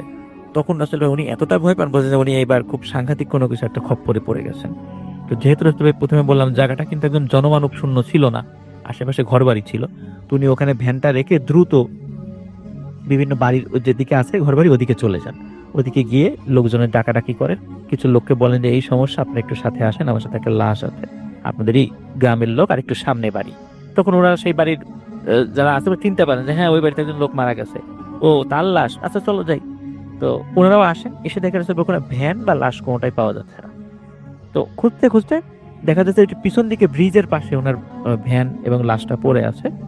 তো লাশটা সবাই মিলে ভ্যান এবং লাশটা টেনে তুলেন উপরে। তো টেনে তোলার পরে আসলে ভাই খেয়াল করেন যে লাশের হাত, তারপর পায়ের কাছে এবং ঘাড়ের কাছে মাংস খুবলে কেউ যেন উঠিয়ে নিয়েছে। তো সবাই বললো হয়তো বা এখানে শিয়াল বা কুকুর বা এই কাজটা করেছে, ভাই এতটুকুই বললেন। কিন্তু রাসেল ভাই মনে হচ্ছিল যে ঠিক মানে চাকু দিয়ে কেটে নিলে যেমন হয়, মানে অন্য জায়গায় অন্য শিয়াল বা অন্য কিছু কামড় দিলে তো আঁচড়ের দাগটা এরকম কিছু থাকে, ওরকম মনে হচ্ছে চাকু দিয়ে খুব সুন্দর ভাবে এটা কেটে নিয়ে গেছে, মানে মসৃণ ভাবে কেটে নিয়ে গেছে। তো এরপরে রাসেল ভাই উনি লাশ নিয়ে যান, পরিবারের কাছে যে সব ঘটনা বলেন, তার এই ধরনের দুর্ঘটনার জন্য ক্ষমা প্রার্থনা করেন। পরিবারের লোক যাক ভাই সমস্যা নেই, আপনি বেঁচে ফিরতেন, এটাই শুক্রিয়া, তারাও বিষয়টা স্বাভাবিকভাবেই নেন আর কি। তো রাসেল ভাই এটাই ছিল ঘটনাটি কালেক্ট করার জন্য সৈকত তারপরে রূপম আমাকে খুব হেল্প করেছে। ঘটনাটি আরো মাঝে ভুলে গেছিলাম আর কি, ওরা আবার আমি ওদের কাছ থেকে শুনে নিয়েছি, ওদেরকে অসংখ্য ধন্যবাদ গল্পটি দেওয়ার জন্য। এই ছিল আমার সেকেন্ড স্টোরি। ওকে, আপনাকে অনেক ধন্যবাদ। আমরা চলে যাই আমাদের পরবর্তী অতিথির কাছে। আপনার নামটা প্লিজ একটু আরেকবার বলতে হবে, তার আগে আমি একটু কিছু মেসেজ পড়ে নেবো এখান থেকে।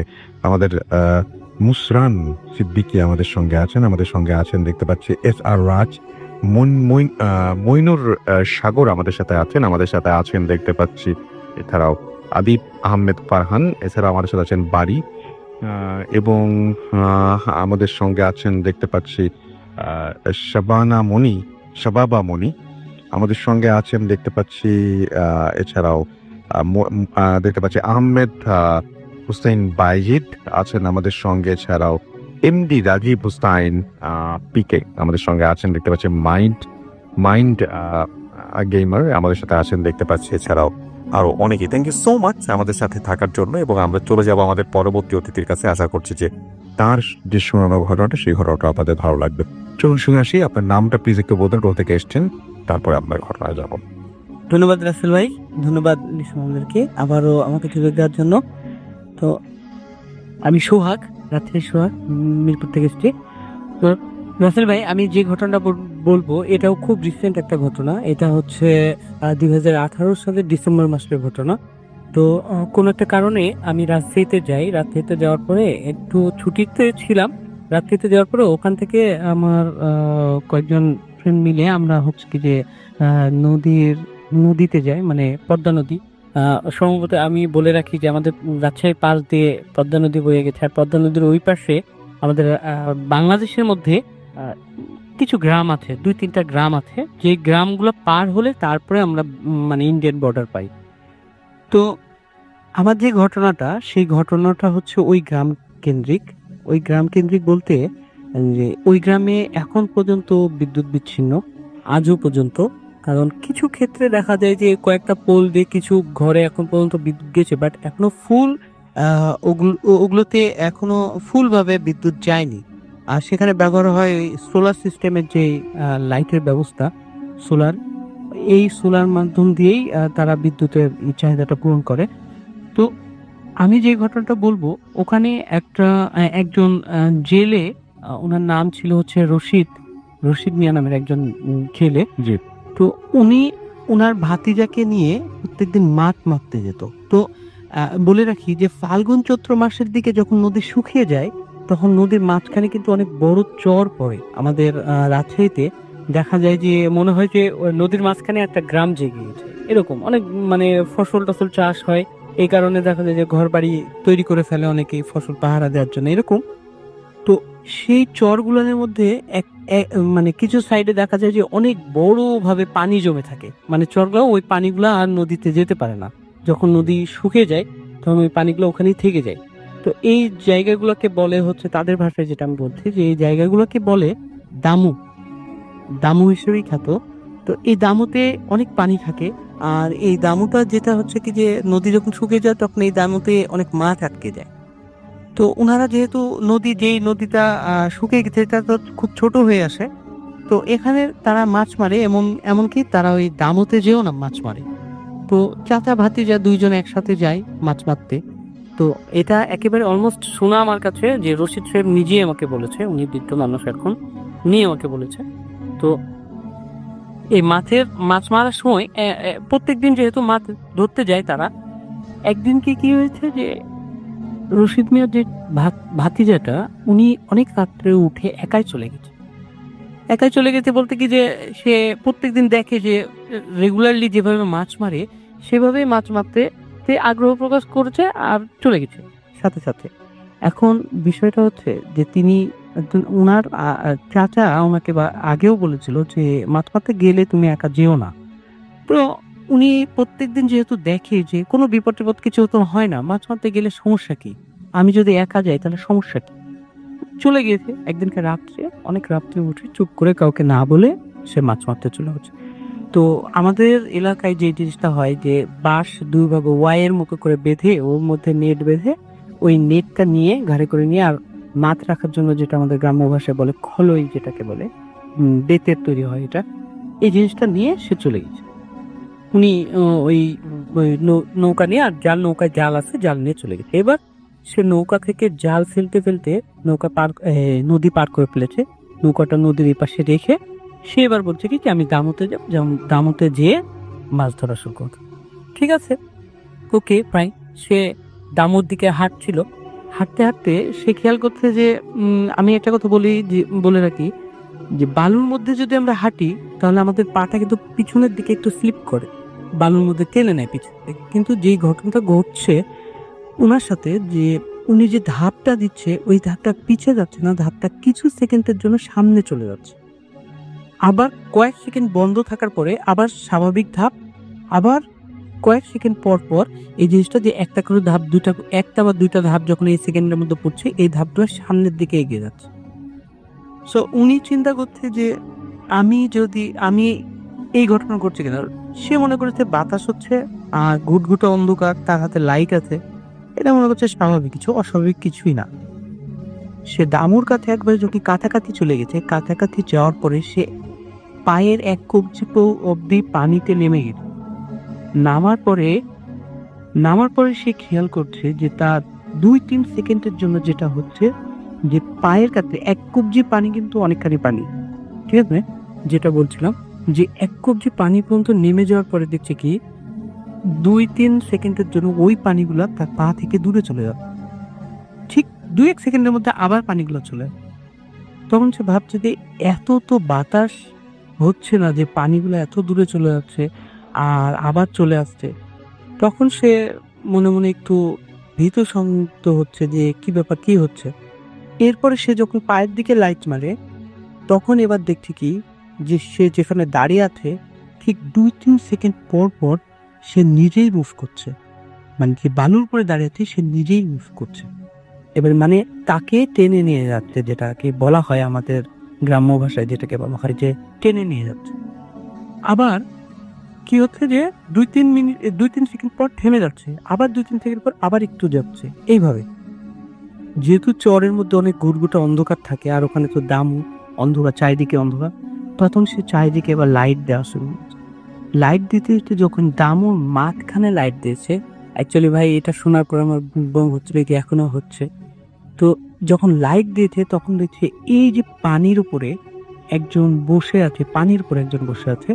আর এটা এমন একটা জন্তুর মতো, মানুষের মতো বলবো না, যে তার দুটো হাত আছে, দুটা পা আছে, কিন্তু জন্তুর মতো যে পুরো গা একেবারে কালো লোমশ, অলমোস্ট গোটা গা কভার, লোমে একেবারে ঢাকা। সে বসে আছে এবং তার চোখ দুটো একেবারে নীল নীল চোখ একেবারে। তো সে যে কাজটা করছে, ওই যে ইয়েটা, যে জন্তুটা, ওই জন্তুটা যে ওই জিহ্বা, তার জিহ্বাটা যখন পানির মধ্যে ছেড়ে দিচ্ছে, তখন সব পানি বালু সব 2-3 সেকেন্ডের জন্য উঠে যাচ্ছে, মানে কাছে চলে যাচ্ছে, মানে এমন সংকুচিত হয়ে যাচ্ছে। যেই আবার জিহ্বাটা তুলে নিচ্ছে তখন পানিগুলো আবার ছেড়ে যাচ্ছে। এই জিনিসটা দেখার পরে সে খুব জোরে চিৎকার করতে শুরু করে আর ওই লাইটটা ওর দিকেই ধরে রাখে। আমরা স্বভাবতই জানি যে মানে আলো দেখলে নাকি সবকিছু চলে যায়। তো লাইটটা ওর দিকে যখন ধরেছে তখন এই যে নীল চোখগুলো মনে হচ্ছে আরো নীল। এই জিনিসটা দেখ, খুব চিৎকার করার পর সে দৌড়াতে দৌড়াতে ওখান থেকে দৌড়াতে ওই নৌকার উপরে এসে সেন্সলেস হয়ে যায়। এরপরে যখন ওনার আঙ্কেল যখন খোঁজা শুরু করে যে আমার ভাতিজাটা কই, বাসায় জিজ্ঞেস করছে যে মাছ ধরতে যাবো, ভাতিজা কই, তখন ওনার ভাইয়ের ওয়াইফ, যেটা ওই ছেলেটার মা, বলছে যে কেন, ও তো চলে গেছে মাছ মারতে, কেন আপনার সাথে যায়নি? দেন উনি বলছে না, আমাকে তো কিছু বলেনি। তখন এবার শুরু হয়ে গেছে খোঁজাখুঁজি, খুঁজতে খুঁজতে যে দেখছে নৌকা নদীর ওই পাশে, কারণ আরেকজন নৌকাকে বলেছে যে আমাকে তাকে নিয়ে চলেন। নিয়ে যেতে যেতে যখন হচ্ছে কি যে যখন ওই পাশে চলে যায়, যে দেখছে নৌকার উপরে ওই ছেলেটা সেন্সলেস হয়ে পড়ে আছে। তাড়াতাড়ি যখন কাছে গেছে, গোটা গায়ে অনেক খামচানোর দাগ, মানে ওর গোটা গায়ে খামচানো, তখনও কিন্তু সূর্য উঠেনি, মানে ভোর, পুরো গাটা খামচানোর দাগ। সে মানে এমন ভাবে খামচানো যে রক্তাক্ত হয়ে আছে এইভাবে। এখন যখন ওই ছেলেটাকে মানে নদীর এপাশে নিয়ে আসা হয়, নিয়ে আসার পরে যখন মানে বাসায় নিয়ে এসে চিকিৎসা করার জন্য নিয়ে আসা হয়, এর মধ্যে একটা ঘটনা ঘটে। আশ্চর্য যে ঘটনাটা, রসুল ভাই কি বলবো, যে যখন আস্তে আস্তে সূর্য উঠছে সকালে, ওর গায়ের মধ্যে অনেক লোম গজাচ্ছে। যেই লোমটা, হ্যাঁ, এটা শুনে আমিও খুব অবাক হয়েছি। হ্যাঁ, অনেক লোম গজাচ্ছে, যেটা খুব কালো কুচকুচে এবং মোটা হচ্ছে লোম গজাচ্ছে। এক সময় সূর্য যখন একেবারে উঠে যায় তখন ওর গোটা গায়ে, পুরো শরীরে কোনো জায়গা বাদ ছিল না যে এই লোমগুলা বাদ ছিল না, একটা জায়গাও ফাঁকা ছিল না, পুরো গায়ে লোম হয়ে যায়। লোম হওয়ার পরে যখন মানে ঠিক একদিন পরে ছেলেটা খুব অসুস্থ হয়ে পড়ে, যেহেতু এরকম একটা অস্বাভাবিক জিনিস হচ্ছে তার মধ্যে, একটা সময় যে একদিন পরে ছেলেটা মারা যায়। তো এই জিনিসটা দেখার পরে ওনার চাচা থেকে যে একজন বড় আলিমকে নিয়ে যায়, যে দেখেন আসলে অ্যাকচুয়ালি কি হয়েছিল আমার ভাতিজার সাথে, যে এরকম হলো কিসের জন্য। তখন উনি বলছে, এই হুজুরটা বলছে যে এখানে এমন একটা জিনিস ছিল, আপনারা বলেন যে খারাপ জিন বলেন বা শয়তান বলেন, পিশাচ বলেন, যেটাই বলেন না কেন, এটা এমন একটা খারাপ জিনিস ছিল। উনি উনি উনাকে খুব মারাত্মকভাবে ডিস্টার্ব করেছে, আর এই ডিস্টার্ব করার কারণে মানে এই ঘটনাটা ঘটেছে। মানে উনি খুব তদবির করার পরেই তারপরে এই জিনিসটা বলেছে যে উনাকে খুব ডিস্টার্ব করা হয়েছে। উনি হয়তোবা কোনো কিছু করছিল, কোনো একটা কাজ করতে যে তারপরে আপনার এই ছেলে ওনাকে খুব ডিস্টার্ব করে, আর এটা শাস্তি স্বরূপ এনাকে এই ঘটনাটা ঘটায়, যে তার গোটা গায়ে খামচি দেয় আর পুরো শরীরে তার মতোই লোমটাকে তুলে দেয় একেবারে। দেন উনি একটা সময় যে মারা যান। এটা তার প্রতিশোধমূলক একটা শাস্তি নেন। তবে এটা যদিও ঠিক হয়নি, তারপরেও তো সে তো জানটা ফিরিয়ে দিতে পারবেন। তো এটাই ছিল ঘটনা। Thank you so much. আপনাদের ঘটনার জন্য অনেক ধন্যবাদ। আমরা একটা ছোট্ট অডিও ক্লিপে যাবো এবং অডিও ক্লিপের পরে আবার নতুন অতিথি নিয়ে ফিরে আসবো। সেই পর্যন্ত আমাদের সঙ্গে থাকুন। Stay tuned for you Putred FM and Jusutti. আপনি চাইলে কিন্তু আমাদের চ্যানেলটি সাবস্ক্রাইব করে পাশে থাকতে পারেন পরবর্তী এপিসোডগুলো সবার আগে পেতে। নমস্কার রাতুল ভাই, আমি কলকাতা থেকে বলছি। আমার নাম সায়ন্তী ভট্টাচার্য।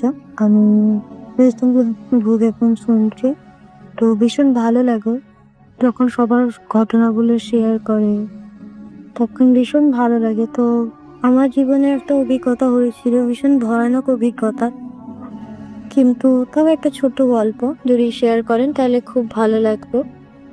আমি কলকাতায় থাকি, আমি জায়গাটার নাম উল্লেখ করছি না। একটি নতুন ফ্লাইওভার রয়েছে আমার বাড়ির থেকে একটু দূর। তো অ্যাকচুয়ালি বাড়িতে আমাদের ইনভিটেশন ছিল, সেখান থেকে ফিরছি, যাতে একটু তাড়াতাড়ি যাতে বাড়িতে পৌঁছাতে পারি, সেই জন্য আমরা ফ্লাইওভারটি নিয়েছিলাম আসার সময়, যাতে তাড়াতাড়ি বাড়িতে আসতে পারি। তো আসছি যখন, তো ফ্লাইওভারটা ধরে যাচ্ছি, তখন 2017 সালে জানুয়ারি মাসে প্রচণ্ড শীত।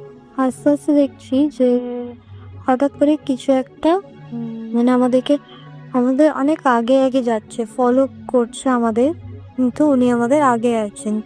তার কোমর অবধি দেখা যাচ্ছে, কিন্তু পা দেখা যাচ্ছে না যে তিনি সাইকেলে কি বাইকে আছে। আমি আর আমার হাজবেন্ড ছিলাম বাইকে। তো আমরা দুজনে আসছি, আস্তে আস্তে হঠাৎ করে চোখে পড়লো ওই জিনিসটিকে। তো অস্বাভাবিক কিছু একটা, যেহেতু কোমর দেখা যাচ্ছে না। তো আমার হাজবেন্ডকে বললাম যে ওটা কি যাচ্ছে, তো হাজবেন্ড দেখে বললো যে হ্যাঁ বলো। ও কি করলো, মানে আমার হাজবেন্ড বাইকের স্পিডটাকে বাড়িয়ে দিলে, বাইকটা স্পিড বাড়ানোর সাথে সাথে হেডলাইটটা গেল, কিন্তু তার পা দেখা গেল না কোনো মতেই। আমরা আসলাম, সে যত স্পিড বাড়ছে, কিন্তু আমরা ওনাকে ওই একই ডিস্টেন্সে দেখতে পাচ্ছি, কাছে যেতে পারছি না। ওই একই ডিস্টেন্স, যেভাবে আমরা টার্ন নিচ্ছি সেভাবে ওটাও টার্ন নিচ্ছে। ভয় পাইনি, ভাবলাম মনে হয় কোনো কুয়াশা বা কিছু ওটা হতে পারে, কিন্তু উনি যে কিসে রাখতে একই ডিস্টেন্স মেনটেন করে, যদি কুয়াশা হয় সেটা কোনো না কোনো একটা জায়গায় সেই কুয়াশার লেয়ারটা নিচ্ছেই শেষ হতো, কিন্তু আমরা যতদূর যাচ্ছি ওটাকেই দেখতে পাচ্ছি। যখন টার্ন নিচ্ছি কুয়াশা হলে সেখানে সেটা আর দেখা দিত না পরে, কিন্তু আমরা দেখতে পাচ্ছিলাম। সুতরাং আমরা যাচ্ছি, ওটাকে দেখার ফলো করার চেষ্টা করছি, পারলাম না, দেখলাম আমাদেরকেই ফলো করতে সামনে যাচ্ছে সেটা। আমরা অনেকটা এগোনোর পরে একটা ধাবা পড়ে, ধাবার পরেই একটা ব্রিজ আছে, ব্রিজটা ক্রস করে আমাদেরকে আসতে হতো। তো ধাবাটার কাছে গিয়ে দেখলাম ওটা মিলিয়ে গেছে, আমি এখন জিনিস দেখতে পাচ্ছি না। তো অত মাথা ঘামাইনি আমরা, যেহেতু আর দেখতে পাচ্ছি না, বাড়িও আসার তাড়া ছিল, রাত্রি 11:30 তখন অলরেডি বেজে গেছে।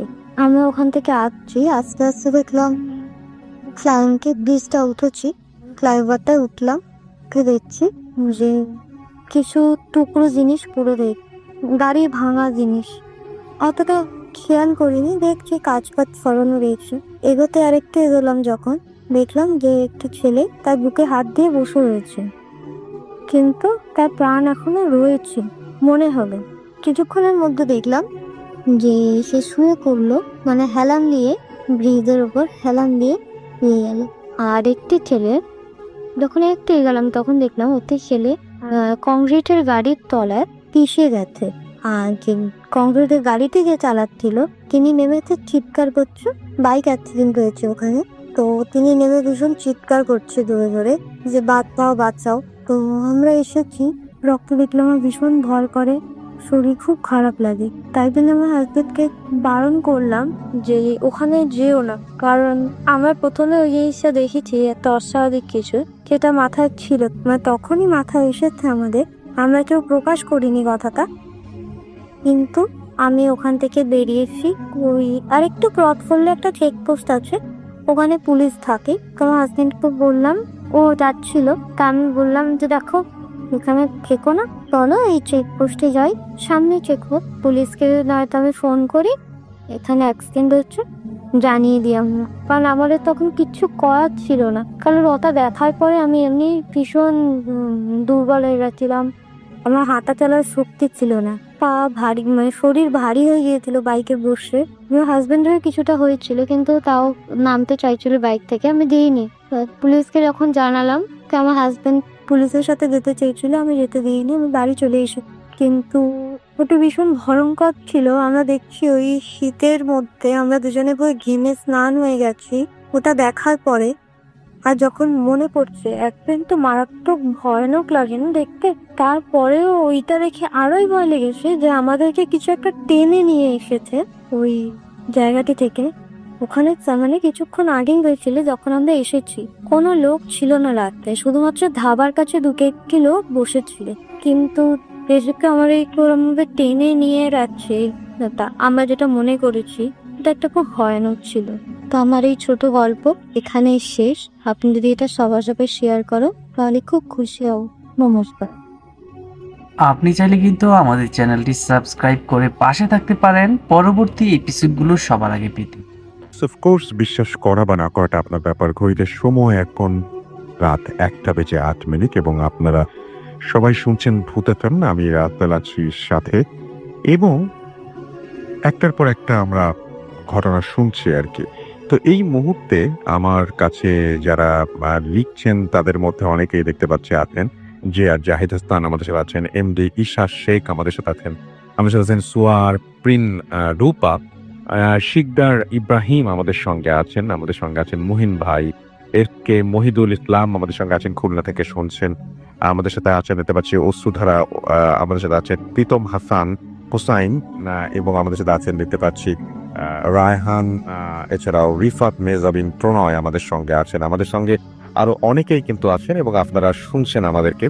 আমাদের সঙ্গে আছেন দেখতে পাচ্ছি জয় আহমেদ ফারি, আলম খোরশেদ, আমাদের সাথে আছেন সাকিব হুসাইন তাকি, শান্ত ইসলাম জুয়েল, এমডি মিনহাজ হোসেন, আমাদের সাথে আছেন শ্রী পলাশ চক্রবর্তী, কৌশিক আমাদের সাথে আছেন। আমাদের সাথে আছেন দেখতে পাচ্ছি মঞ্জুরুল ইসলাম সিয়াম, এছাড়া আমাদের সাথে আছেন দেখতে পাচ্ছি এমডি তাব্বির ইসলাম, আরাফাত অনন্ত আমাদের সাথে আছেন। আমাদের সাথে আছেন দেখতে পাচ্ছি তারা ইসলাম, এবং আমাদের সাথে আছেন দেখতে পাচ্ছি মুন্না খান, এছাড়াও আছেন এমডি সাব্বির ইসলাম, এছাড়াও আমাদের সাথে আছেন দেখতে পাচ্ছি হুসাইন ইমরান, আছেন আমাদের সঙ্গে লাবিব রহমান, তাজদান আহমেদ আমাদের সাথে আছেন, জাহিদ হাসান, জিহাদ গাজী আমাদের সাথে আছেন, বগুড়া থেকে শুনছেন তিনি, মীর মুসাব্বির হাসান আমাদের সাথে আছেন।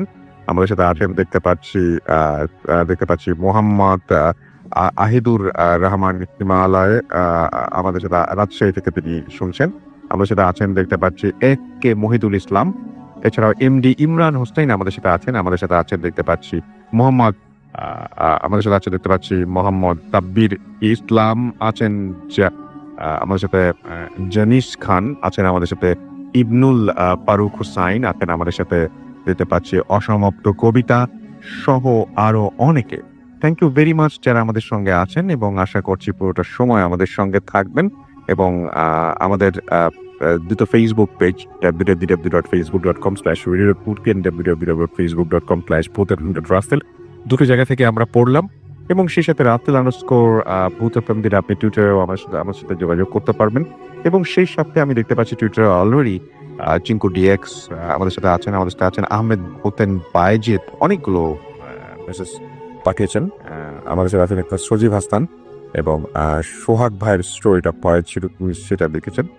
Thank you very much. আমাদের সঙ্গে আছেন দেখতে পাচ্ছি আরো অনেকেই, থ্যাংক ইউ ভেরি মাচ আমাদের সঙ্গে থাকার জন্য।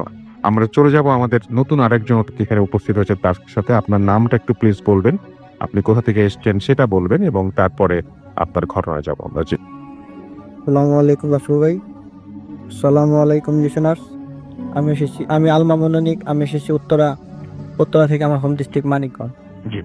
আমি এখন যে ঘটনাটি শেয়ার করতে যাচ্ছি সেটি আমার নিজের সাথে ঘটা একটি ঘটনা।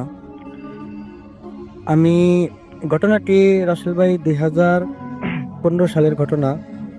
আমি তখন বাংলাদেশ রেলওয়েতে আপনার সুবর্ণ আপনি কোনো ট্রেনের নাম বলেন না, কোথায় আছে সেটা বলেন, আপনি ঘটনাটা বলেন তাহলেই হবে। তো আমাদের ট্রেনটা ঢাকার থেকে রাত 11টার দিকে ছেড়ে সিলেটের উদ্দেশ্যে গন্তব্য সিলেটের উদ্দেশ্যে রওনা দিয়েছে। তো রাসেল ভাই কোলাউড়া স্টেশনের আগে, তো আমাদের ট্রেনটা ট্রেনের উপরে, মানে কোলাউড়া স্টেশনটা এরকম, মানে তার আগে মানে পাহাড়ের মাঝখান দিয়ে মানে ট্রেনের লাইনটা চলে যাচ্ছে। মানে সেদিনকে প্রচন্ড বৃষ্টি হওয়ার কারণে মানে আমাদের ট্রেনের উপরে পাহাড়ের থেকে একটা গাছ এসে আমাদের ট্রেনের ইঞ্জিনের উপরে পড়ে। তো সেই ক্ষেত্রে আমাদের ট্রেনটা বন্ধ হয়ে যায়। তো আমরা ট্রেনে থেকে মানে আমাদের ট্রেনে আপনার ব্রাহ্মণবাড়িয়া পার হওয়ার পরে থেকে আপনার যাত্রী খুব কম। তো অনেক রাত হয়ে গেছে, তো যাত্রীরা ভয় আর নামতেছে না। আমরা যখন সরকারি চাকরি করি তো আমাদের নামতে হবে, কি সমস্যা দেখতে হবে। তো নামার জন্য নেমে আমরা আপনার সামনে কোলার স্টেশনে খবর পাঠাতে যাচ্ছি যে আমাদের ট্রেনে এই সমস্যা হয়েছে। আচ্ছা, তো নেমে কোলার স্টেশনে যোগাযোগ করি। যোগাযোগ করার পরে আপনার একটু সামনে যাই, ট্রেনে ইঞ্জিনের সামনে যাই। ইঞ্জিনের সামনে যাওয়ার পরে আমি দূরে থেকে দেখতে পারি যে একটা রুমে একটা মানে কুঠিরের মতো কিছু দেখা যাচ্ছে, সেখানে মানে আলো জ্বলতেছে। তো আমি চিন্তা করলাম যে ওখানে কোনো লোক থাকবে হয়তো। তো লোক থাকলে তাদের কাছে মানে যোগাযোগ করে বা কোনো লোক বা জন যদি এনে যদি গাছটা সরানো যায় বা কোনো ব্যবস্থা করা যায় তাহলে তো জিনিসটা ভালো হয়। তো সেই ক্ষেত্রে আমি সেই উদ্দেশ্য করে আমি ওই আপনার ওই কুঠিরের দিকে এগোচ্ছি, মানে চা বাগানের মাঝখানে কুঠিরটা। তো প্রচন্ড অন্ধকার। তো এগিয়ে যখন কুঠিরের দিকে যাচ্ছি মানে তখন আস্তে আস্তে মানে কুঠিরের সামনে যখন গেছি, আমি কুঠিরের বাইরে থেকে আমি ওই ঘরটার বাইরে থেকে আমি কটর মতো মাংস হাড় চাবানো যেরকম একটা শব্দ পাওয়া যাচ্ছে ওইরকম আমি একটা শব্দ পাচ্ছি বাইরে থেকে। তো আমি হয়তো ভাবলাম যে ভিতরে হয়তো বা কোনো মানুষ আছে, তারা হয়তো বা কিছু খাচ্ছে। সেজন্য মানে আমি যখন দরজার সামনে গিয়ে দেখি দরজাটা একটু মানে ফাঁকা ছিল। তো আমি দরজাটা যখন আমি ধাক্কা দিয়ে মানে ভেতরে ঢোকার চেষ্টা করি তখন দেখি যে দুইটা মহিলা একটা বাচ্চা ছেলের লাশ, তারা মানে জীবিত বাচ্চা ছেলের লাশ চিবে চিবে খাচ্ছে। তো এটা দেখে তো আমি প্রচন্ড ভয় পেয়ে যাই। এবং রাসেল ভাই ওই মহিলা দুটো যখন আমার দিকে তাকায় তখন মানে আমি মানে কখনো এই দৃশ্য ভুলতে পারবো না। তাদের চেহারা এরকম ছিল, মানুষ পুড়ে যাওয়ার পর, সদ্য পুড়ে যাওয়ার পর যেরকম মানসিক চেহারা হয়, মানে কিছু জায়গা মানে সাদা ফেফেদ হয়ে গেছে, কিছু জায়গা কালো, এরকম মানে চেহারার মানুষ দুটো। মানুষ চোখ একদম লাল টকটক আগুনের মতো, মুখ দিয়ে অজস্র রক্ত ঝরছে। এই যখন আমার দিকে তাকালো তখন প্রচন্ড ভয়ে আমি আল্লাহু আকবার করে একটা মানে জোরে আওয়াজ করে আমি সেখানে সেন্সলেস হয়ে যাই। তখন আপনার আমাদের ট্রেনে যে যারা দায়িত্বরত লোক ছিল, অফিসার ছিল, তারা আমার কণ্ঠ শুনে দ্রুত ওই জায়গায় চলে আসে। চলে আসার পরে তারা দেখে যে আমি সেন্সলেস হয়ে পড়ে আসি। তারা আমাকে তখন মানে ট্রেনে নিয়ে যায়। ট্রেনে নিয়ে যাওয়ার পরে আপনার মাথায় পানি টানি ঢেলে বা তাৎক্ষণিক কোনো মানে চিকিৎসা দিয়ে আমাকে সুস্থ করে তোলে। এই ছিল রাসেল ভাই আমার ঘটনা। Thank you. Thank you so much আপনার ঘটনার জন্য। আপনাকে অনেক ধন্যবাদ। এবং আমি এখন যেটা করব সেটা হচ্ছে চলে যাব সরাসরি আমাদের পরবর্তী যে অতিথি আছেন তার কাছে। এবং আপনি প্লিজ একটু আপনার নামটা বলবেন, তারপর আপনি কোথা থেকে এসেছেন সেটা বলবেন, তারপর আপনার ঘটনায় যাব। থ্যাংক ইউ রাকুল ভাই। আসসালামু আলাইকুম লিসেনার। আসসালামু আলাইকুম রাকুল ভাই। আমি এরশাদ উত্তরা থেকে। ভাই আজকে যে ঘটনা বলবো এটা একজন ইয়েলো ক্যাব চালক, উনি দক্ষিণখান থাকেন সামাও, আমি তাকে চিনি, ওনার নাম জাহিদ ভাই, ওনার কাছ থেকে নেয়া। ঘটনাটা ঘটেছে লাস্ট স্যাটারডেতে। তো জাহিদ ভাই যেভাবে বলেছেন আমাকে এক্সপ্লেন করেছেন, আমি এটা বললাম। থ্যাংক ইউ জাহিদ ভাই, আপনি মনে হয় শুনছেন। আচ্ছা, জাহিদ ভাই লাস্ট স্যাটারডেতে রাত 11টার দিকে হাতিপুরে ছিল। তো উনি ওয়াজ ওয়েটিং যে কোনো যদি প্যাসেঞ্জার পায় উত্তরার দিকে তাহলে উনি তাকে নিয়ে আসবে, যেহেতু উনি দক্ষিণখান থাকেন। তো সাডেনলি এক কাপলকে উনি পেলেন যারা এয়ারপোর্টে আসবে। তার মধ্যে যে ভদ্রলোক ছিলেন ওয়াজ বিয়ার্ডেড এবং অ্যাজ পার জাহিদ ভাই যে মানে খুবই হ্যান্ডসাম এবং সুন্দর, এবং তার ওয়াইফ সাথে ছিল, উনি আবায়া পরা, তখন বোরকা পরা আর কি। তো এয়ারপোর্টে আসবে ভালো কথা। তো দুজন উঠলো, জাহিদ ভাই রাজি হলেন, নিয়ে আসতেছেন। তো এর মধ্যে উনি রাস্তায় একটু মোটামুটি খালি ছিল ঠিক আসার পথটা। তো পিছনে কেন সাধারণত যখন যাত্রীরা উঠে বা হাজবেন্ডরা হলে তো কথাই নেই, টুকটাক কথাবার্তা বলে এটা জাহিদা সাধারণত শুনি। অনেকক্ষণ ধরেই তাদের মধ্যে কোনোই কথা হচ্ছে না, কোনো শব্দই নেই। তো বর্ডারে ক্রস করে জাহিদ ভাই মানে একটু ইন্টেনশনালি তাকালেন যে কি ব্যাপার। সাডেনলি দেখলো যে পিছনে কিছু নাই।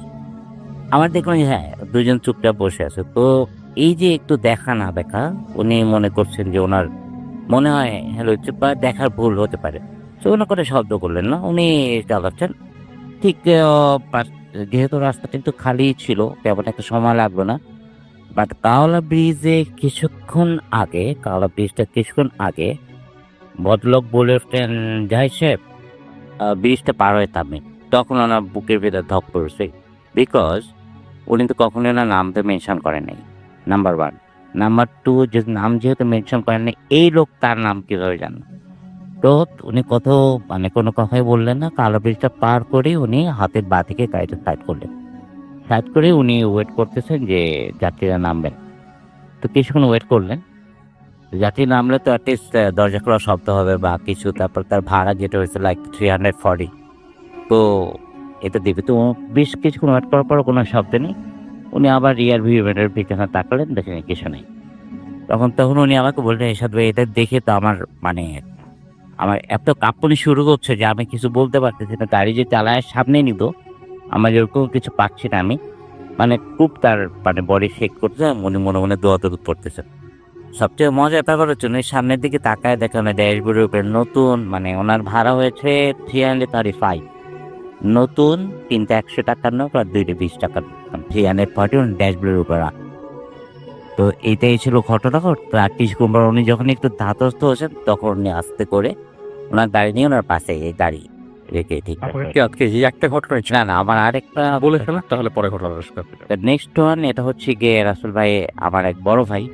তো সঙ্গত কারণে আমি আমার কোনো ওনাদের নাম বা এটা কিন্তু আকাশপথের ঘটনা, আমি আজকে বলে দিচ্ছি। তো ওনার নামটা মেনশন হতে চাচ্ছি না, প্লাস এয়ারলাইন্সের নামও মেনশন করবো না, যাতে আমি ঘটনাতে যাচ্ছি। উনি যেভাবে বলেছেন আমাকে, ওনার কাছ থেকে আমি অনুমতি নিয়ে নিয়েছি বলার জন্য। আচ্ছা, তো এই যে আপনার রিসেন্টলি হজ গেল, যখন হজের আপনার রিটার্ন ফ্লাইটগুলো ছিল, তখন ওনার এয়ারলাইন্স কিছু রেন্টেড এয়ারক্রাফট রেন্ট করেছিল। রেন্টেড এয়ারক্রাফটে উনি ছিলেন কো পাইলট। তো এটা 747। তো ওনাদের ইয়ে ছিল জেদ্দা থেকে আপনার ঢাকাতে ড্রপ করে দিয়ে আবার এমপি এয়ারক্রাফট নিয়ে জেদ্দা যাওয়া। তো নেক্সট ট্রিপ তো এভাবে ওনারা আসতেন এবং গিয়ে ঢাকা থেকে আবার জাস্ট এক্স্যাক্টলি ডেটটা আমার মনে নেই। তো উনিও বললেন যে আমরা রাত 11টায় টেক অফ করেছি এখান থেকে। 11টায় টেক অফ করার পরে ইউজুয়ালি ওনাদের 11 ক্রু ছিল, লাইক উনি ছিলেন কো পাইলট, ওনার পাইলট ছিল, 2জন ইঞ্জিনিয়ার ছিল আর 7জন কেবিন ক্রু ছিল, টোটাল 11।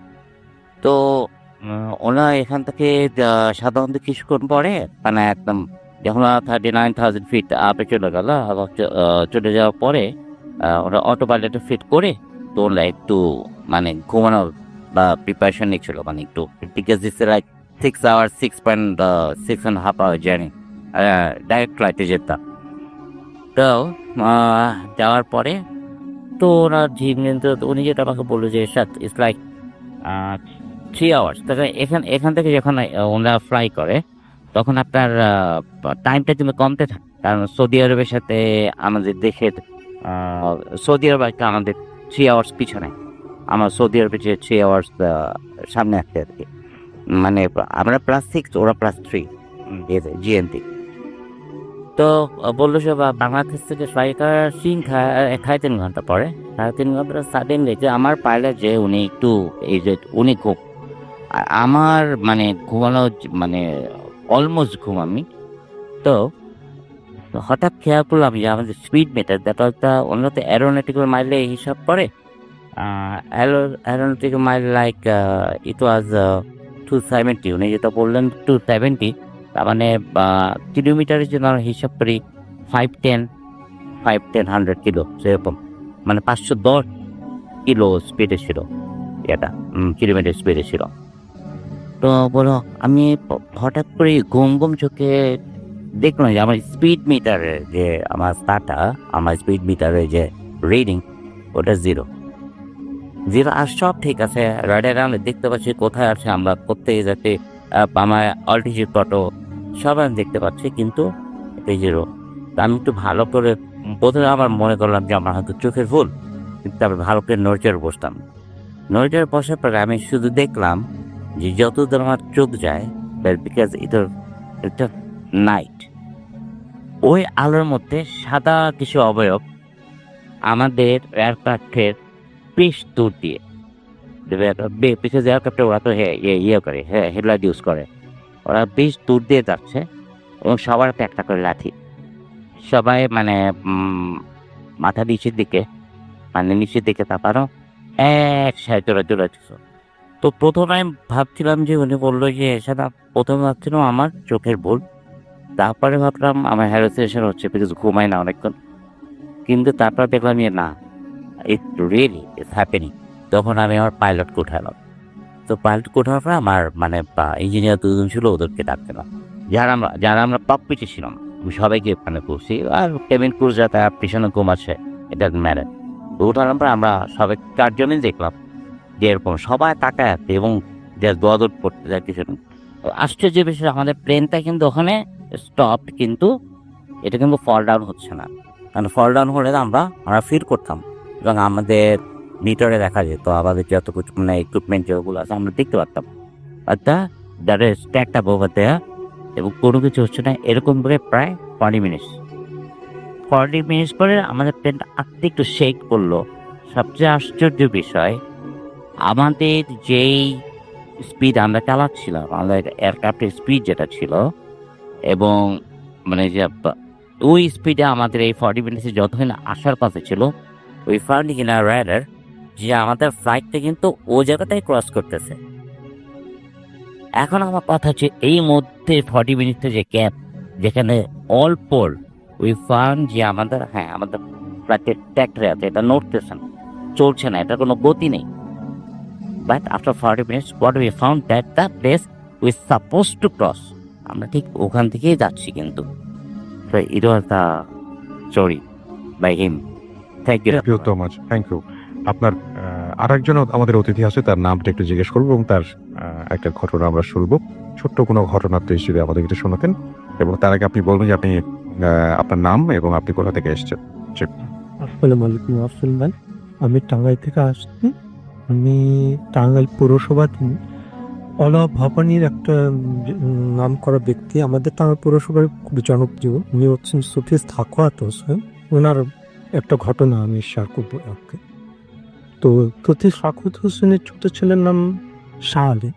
তো ও আমাদের এলাকায় আমাদের বড় ভাইয়ের একটা মেডিসিন দোকানে আমরা বসেছিলাম, ও ওখানে বসাতুলো। বাই দ্য ওয়ে, কথা প্রসঙ্গে ও একটা ঘটনা আমাদের বলতে শুরু করলো।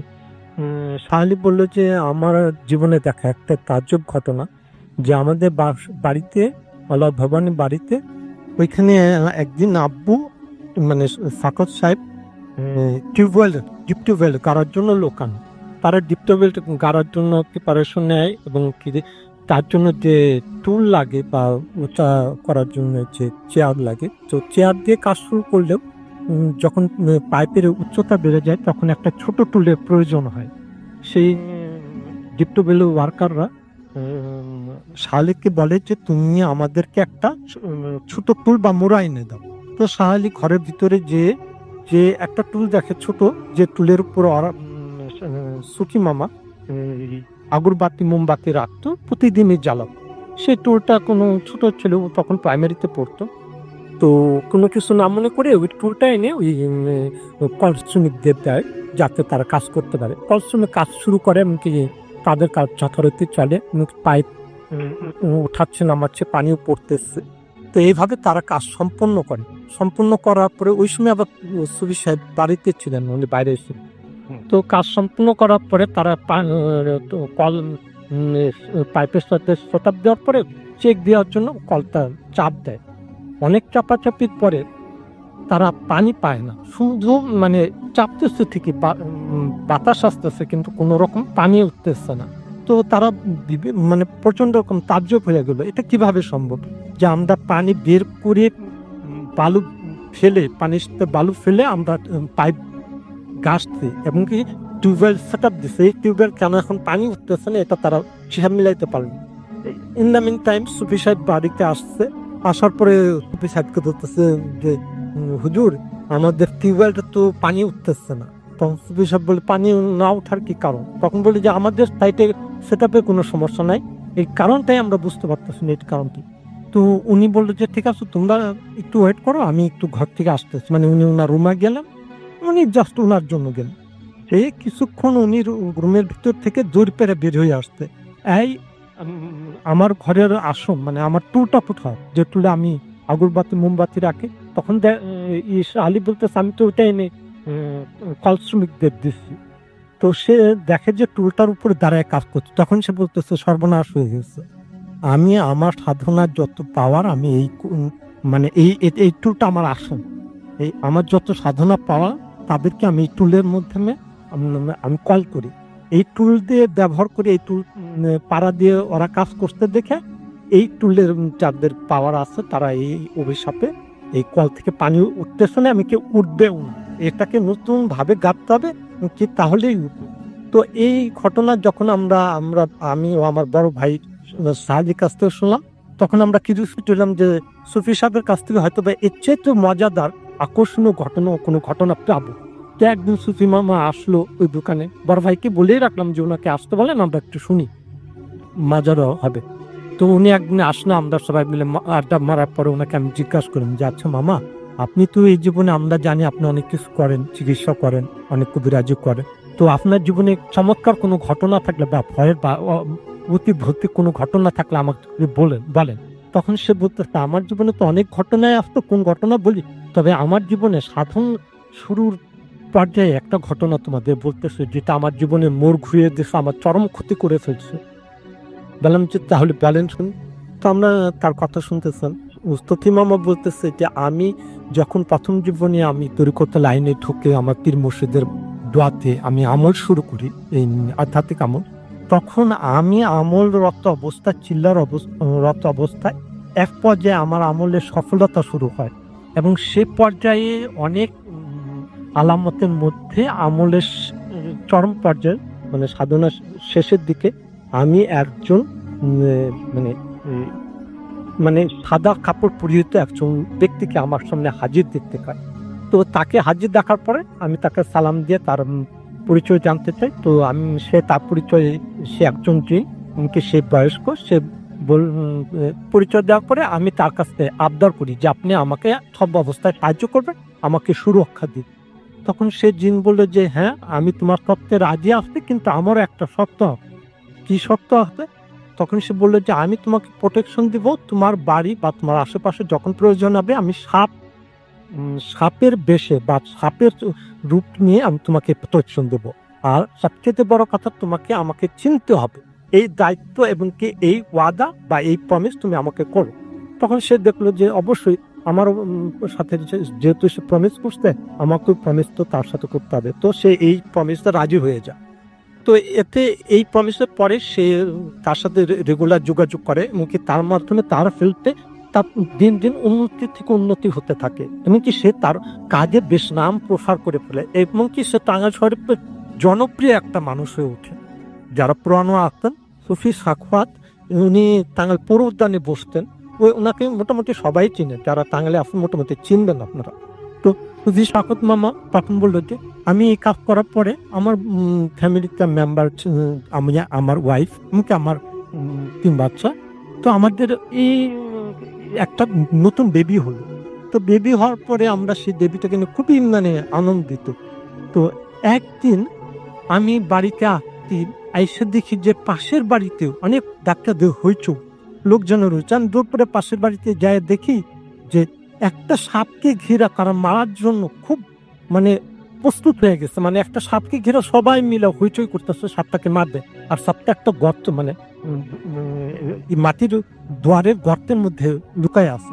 আমি যাই দেখি যে সাপটা আমারই পরিচিত, যে সাপ যে মানে রূপ নিয়ে আমাকে দেখা দেয় মাঝে মাঝে, সেই সাপটা তার মাথায় একটা লাল দাগ দেওয়া।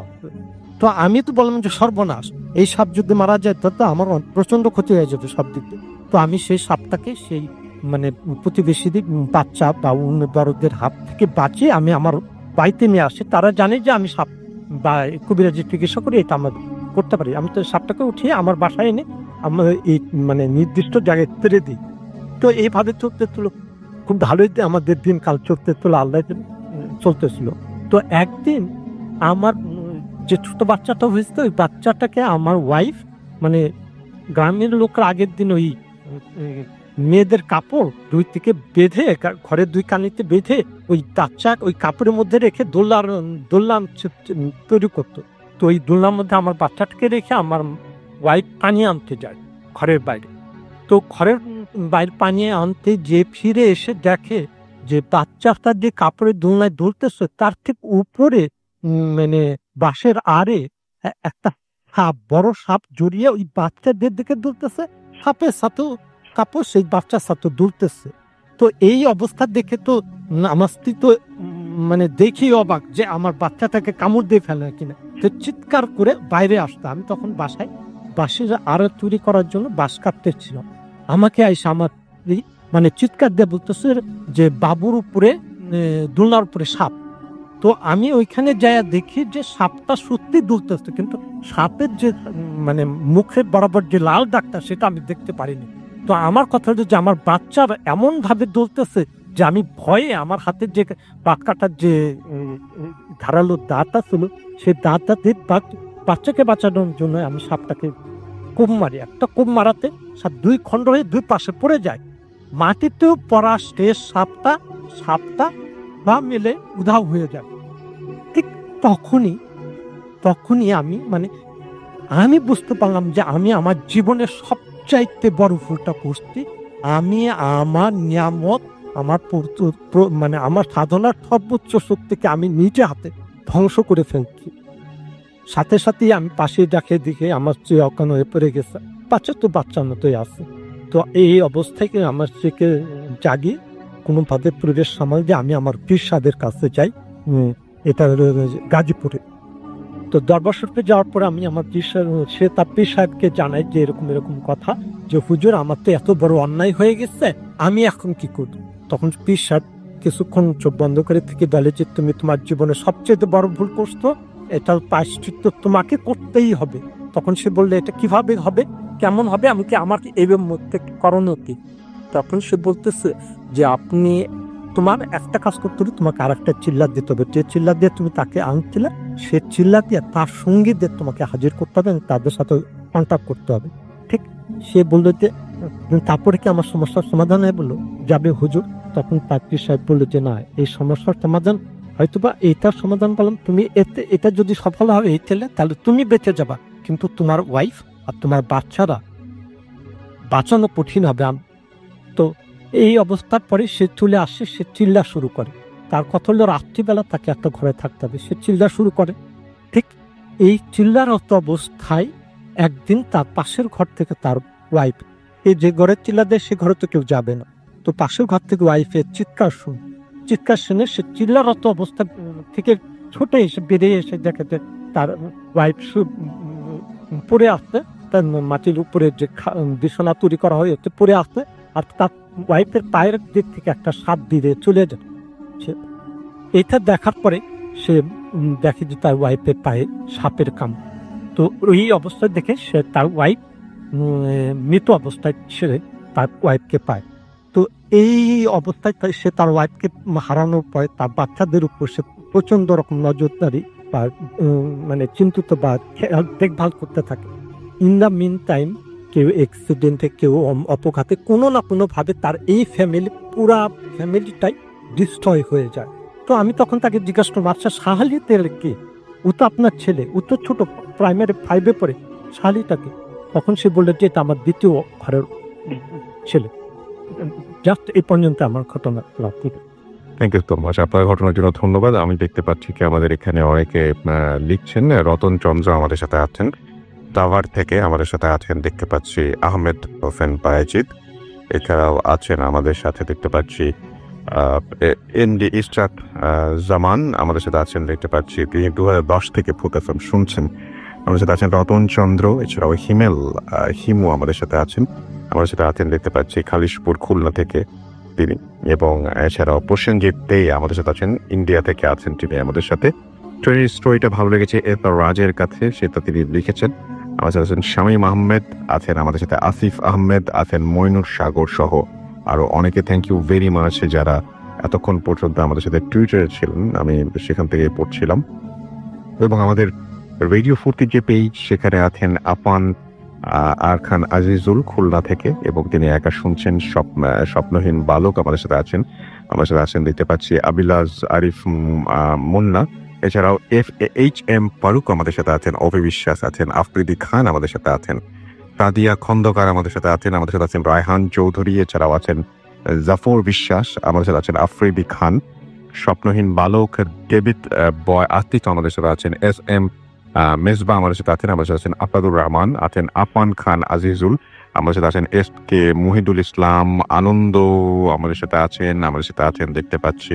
এছাড়াও আরো অনেকে, কাজী রিফাত আল মুহিন আমাদের সাথে আছেন, এবং আমাদের সাথে আছেন দেখতে পাচ্ছি অপর্ণা সরকার অর্পা, আমাদের সাথে আছেন। এছাড়াও এমডি রাফিন, কে মহিদুল ইসলাম, আমাদের সাথে আছেন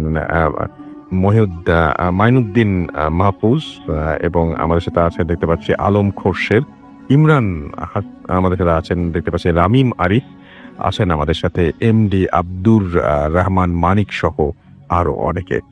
আর এছাড়াও আমাদের সাথে আছেন দেখতে পাচ্ছি এখানে ফুতেফমে যে পেজটা রয়েছে সেখানে ইমন খান হৃদয় আছেন, আলম খোরশেদ, এছাড়াও আমাদের সাথে আছেন দেখতে পাচ্ছি শাহরিয়ার অর্ণব, আছেন মারুফ হাসান, আমাদের সাথে আছেন এমডি ফাদের হোসেন, আছেন আমাদের সাথে দেখতে